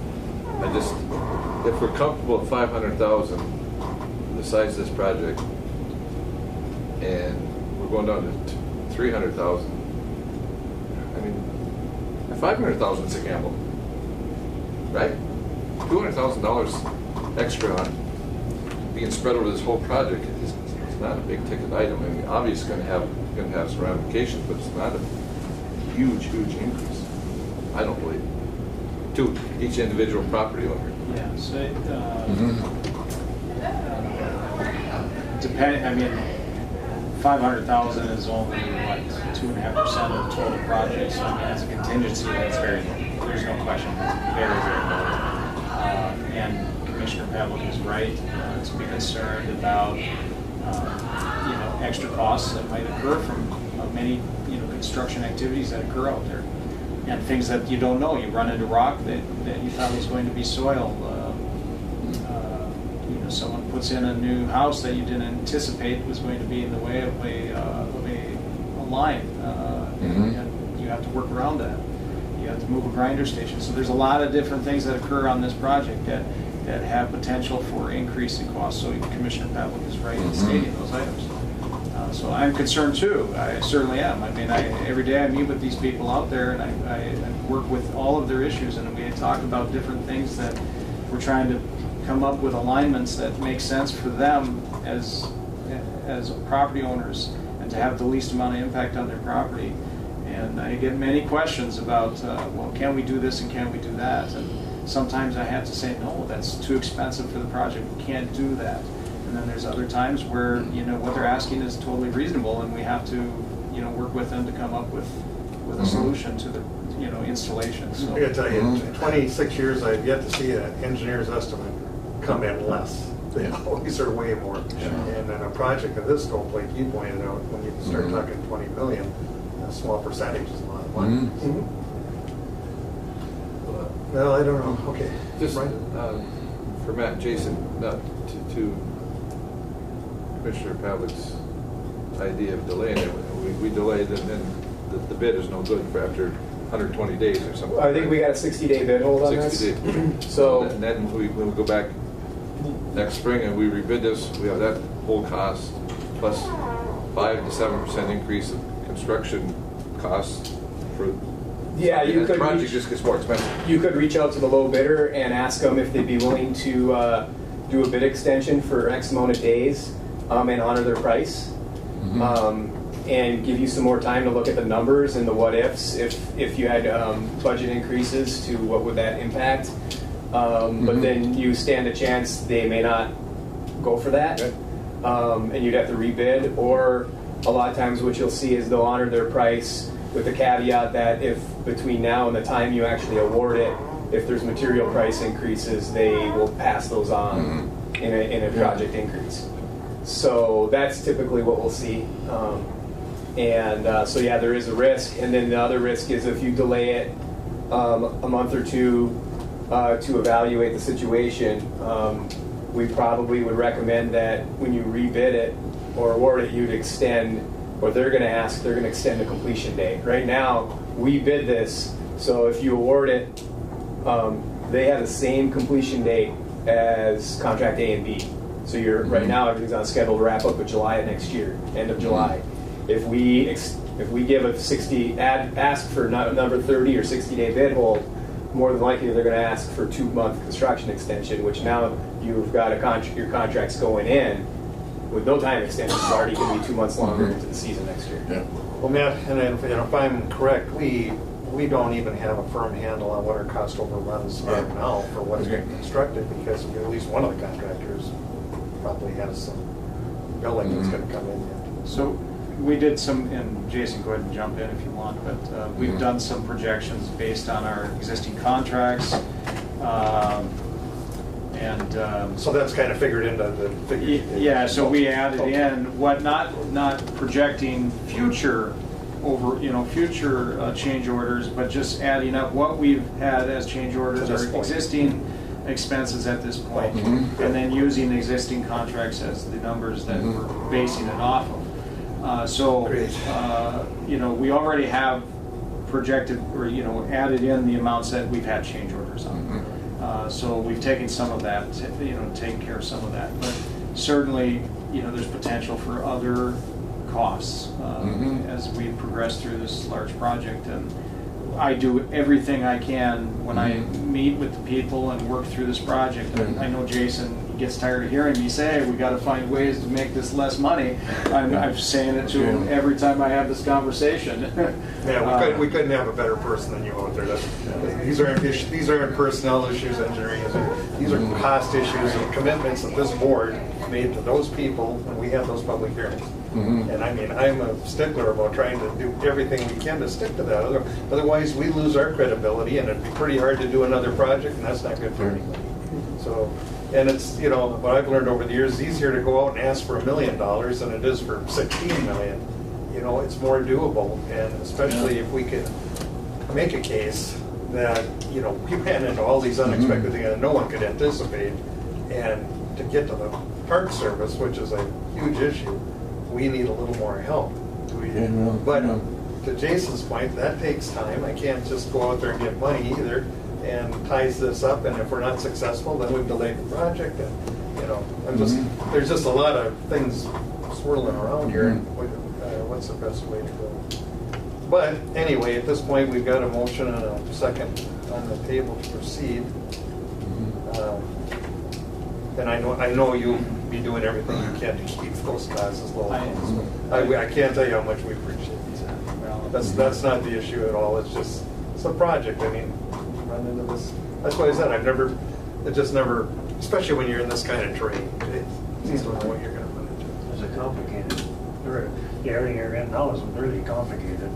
Well, when you're dealing with the Canadian Shield rock and trying to install a utility 9 feet below it, there's a lot of complicated situations we run into and challenging issues. And so we work through that every day, but you know, sometimes you know, costs are increased because of things you can't see. You can't see everything under the ground at 9 feet. So. Just one last thing, Commissioner. And the reason I made the motion is because we had made a commitment to the park and the government that we were going to do this. I mean, there's a group of houses just around the corner that I know are going to be very, very upset to not be included in this. And because one of the parties worked with us a lot. But, I mean, commitment to some individual, the public is one thing, but we made a commitment to people that gave us money. That's the reason. That's where I'm at. Well, it's my name on that commitment, and I didn't give them an open check, so I can tell you that. But sometimes things happen, and you got to do what's right for the people. That's who we represent, those homeowners. But anyway, and you know, in the end, maybe we can make it work. It's a gamble, you know, at the very least. I'll do my very best to keep the costs down. You know, the best we can. Okay. Well, anything further? Call the question. All those in favor signify by saying aye. Aye. Those opposed?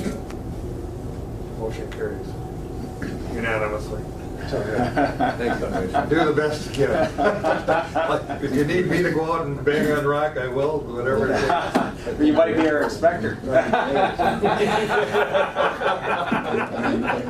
I heard someone was volunteering here.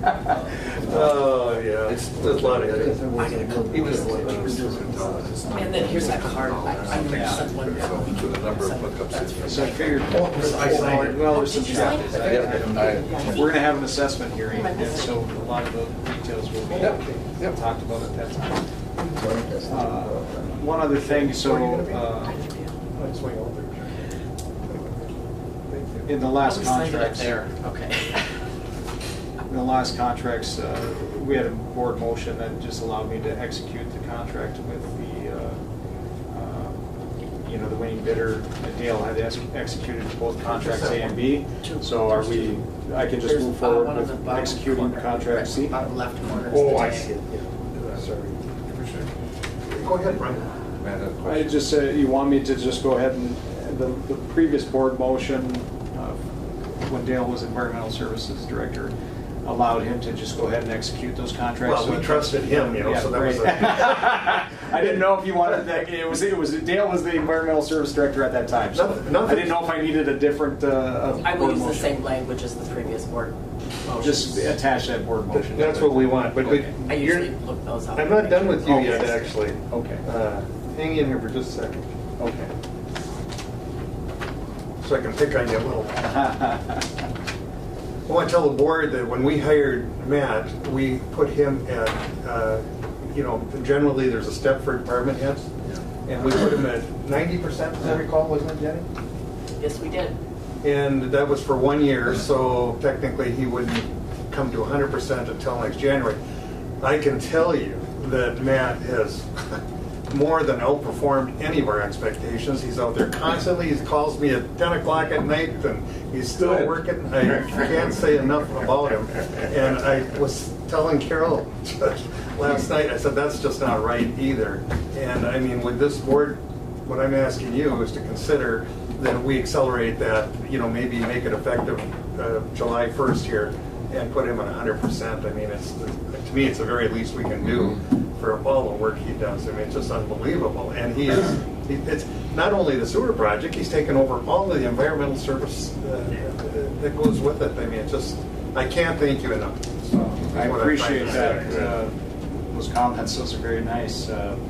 I'm here to serve the board and the public the best I can, and I will always do that. You have to eat and feed your family. You're never home. Yeah, there's a little bit of that going on. I see that great truck go by my place about 9 o'clock at night. Coming home from work. Mm-hmm. If the board were willing to consider that, I mean, we'd have to have a motion as an addition and then an action. But I mean, I didn't get a chance to talk to anyone because I was just talking to Carol last night. But I just feel that it's wrong that we've got him at 90% of the work he's been doing. Sure. I mean, obviously, our years that we've been here, those type of things, I would maybe request that we put on next board meeting as an agenda item, and then we could, and still make it effective July 1st. But I think publicly we need to make that. It's a matter of process. Yeah. I agree. That's good. Are everyone okay with that? Yeah, I think that's a quick way. So, all right. Well, thank you very much. Thank you, Matt. We do our very best with this project to keep it within the budget. That's all we can do. Help us out as much as you can. Do whatever I can. All right. Keep me posted, like, so I can lose more. We'll work on having the third contract meetings on the same day, so you can have three today. Yeah, that's a great. And the inspection and engineering contract, then we'll bring to the next board meeting. Okay. As we work out what we want to put in there. All right. Perfect. Okay. All right. Thanks, you guys. Appreciate it. See ya. Okay. I'll put that RBA, I'll do up that RBA for next board meeting. Perfect. Thank you. Thank you. Okay. Boy, he does a great job. You did a good job of defending your facility. Oh, we're as ready as we can be. We're still going a little bit here. You're already in good standing then. Just a quick question. Just blunt. Any idea where you're going for lunch? Are you going to go to Anywhere, wherever you out to over here? Grandma's? No. Oh, yeah. Let's try that. Samples. We'll go over to Sammy's. Perfect. We'll give you time figure when we're going to get there. Okay. It should probably be about 20 minutes or so. All right. I'll let you know. Thank you. The chopper? No. It was a Mr. Nevin. Oh, okay. It said their Corona's still over there. Oh, they are. Okay. Yeah. All right, public health and service business, the renewal of the Hasburg and Foster Home Housing Support Agreement. That's just the annual renewal of that agreement. Okay. Any change in cost? Nope, there's nothing, no cost with that. Okay. Motion by Commissioner Norby, is there a second? Okay. Second by Commissioner McBride. Discussion? Hearing none, all those in favor? Aye. Opposed? That motion carries. Renewal of the 361 non-financial agreement. Yeah, that is just the agreement with our agency to have, with the county to have a social worker available to the school, and there is no money attached with that. Okay. We've got a motion by Commissioner Skoye. Is there a second? Second. Commissioner Norby is the second. Any discussion or questions? You were getting off kind of easy. Yeah. And she did. She's not asking for money. It's the first thing she told us. All those in favor signify by saying aye. Aye. Opposed? That motion carries. And a request the approval of avoided warrants. Yes. There are 1, 2, 3, 4 of those. Just need that. Okay, we've got a motion by Commissioner McBride. Second. Second by Commissioner Skoye. Any discussion on those? Hearing none, all those in favor? Aye. Opposed? Motion carries. Warrants are voided. And then we did ask to add the improvement for the employee employment separation for Lindsay Granroot, our part-time office support specialist, effective 8/3. She is moving on to an accounting position in PCA. To approve. Okay, we've got a motion. Is there a second? Didn't have it on the agenda, but I think we... It was an addition. It was part of the addition. Oh, okay. Yeah, was added. All right. Norby, was that a second? Yeah. from Norby? Okay. Yep. So, All right. so what happens if we don't approve? These people can't leave? They're held prisoner? I think they probably did anyways, but we would like the approval to fill the Yes. position as I well. would get kind of kicked out of that. And fill the position. Okay. Yes. And that's also to fill? Yes, Yeah, please. that's part of the motion. We'd probably get some sort of trouble. All those in favor? Aye. Opposed? That motion carries. That's all. That, boy, that's easy. When are we hosting the Tri-County Health? Next, August, 9th? is that the, yes, yes. Here at fall, okay. Yeah, because Urban Health Alliance is the 8th and then the Community Health Board is the next. Any other Thursday. business to come before this board? Hearing none. Motion by Commissioner Skoye. Motion to adjourn, is that Yeah. what it is? Yep. We skipped public comment. Oh, probably did, yes. Is there anyone here for public comment before we? Right here. Go ahead, Oh. Dan, please. I'd like to get a little understanding here on this contract. I'm not criticizing it, I'm trying to understand. Okay, you got a $20 million cap.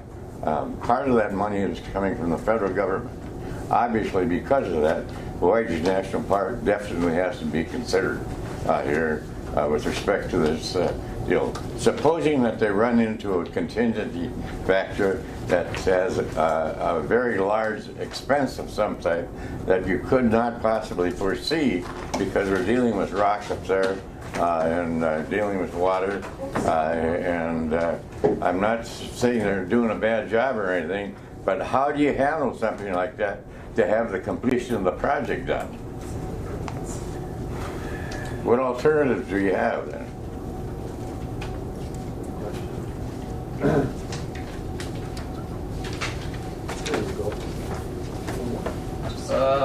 Dan, just to say that you hopefully you don't have something. Yeah, I know, but hope is nice. You got to cover reality I too. understand.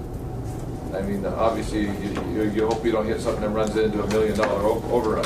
Yeah, I I can't know. believe in this small of an addition that we're gonna run into.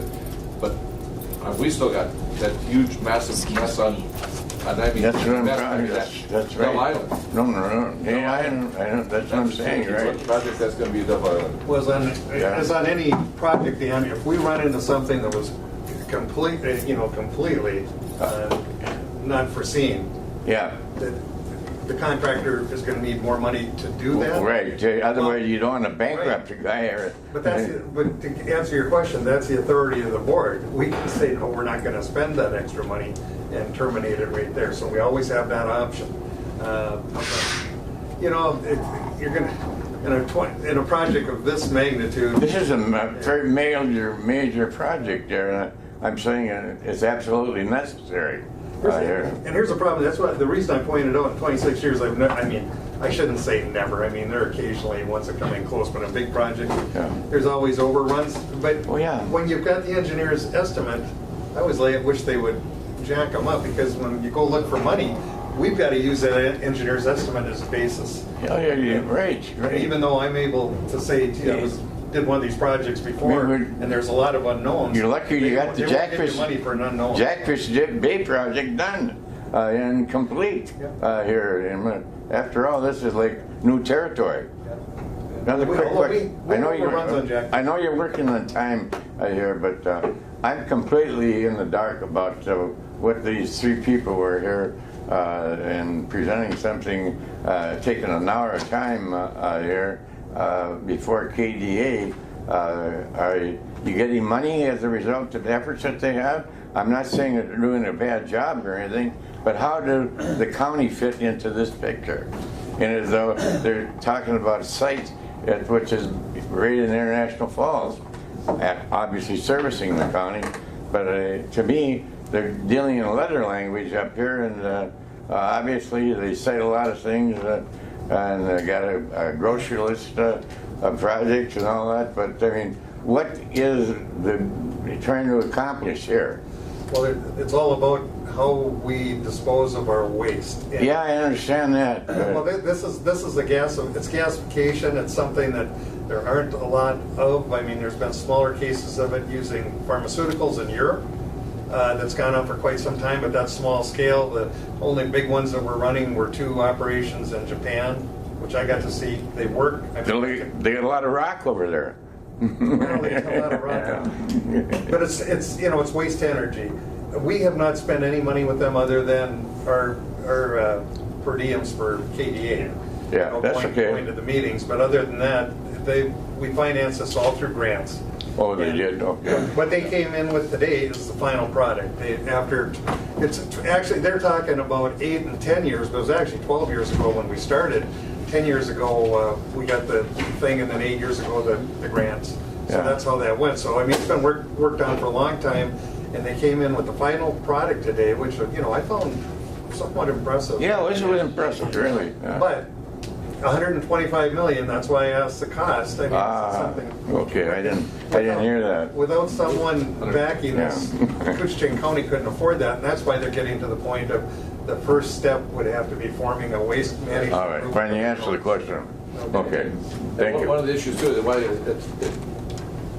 it shows it being sited west of or east of International Falls and all that. At the point when they were in for the permitting process, they had to have a proposed site. So that was the proposal at that time to move their permitting forward with the Environmental Services, or with the MPCA. All right. So it does not mean it's going to go there. But it was I see that. That's right. And yeah, just give you know, like I'm the only one who's seen one operate, and literally, it would be like a small building in the mill. Yeah. There's virtually no. But Well, they come in and dump the refuse in there.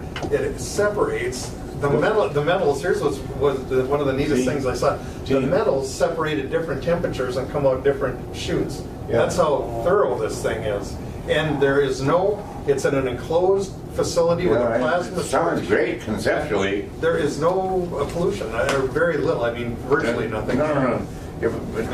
Now, one thing I noticed that in their conversations, they never use the word plastic. Now, plastic is a big issue throughout the world here because, I mean, they don't think we're taking paper in a lot of it. And even National Geographic is reporting there's a couple of islands of plastic that are floating around out there, and they don't know what the solution is here. So plastics would be separated. The plastics would be separated and recycled. And I'm sure some of it will get into because they talk about the chemicals in a degradation process for plastic. It's a long-term deal, and the chemicals are still residual. Yeah. So this one is a heavy-duty deal right here too. It's an amazing process. You can make it work. All right, thank you.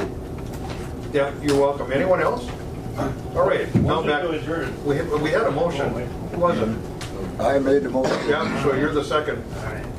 Any further discussion?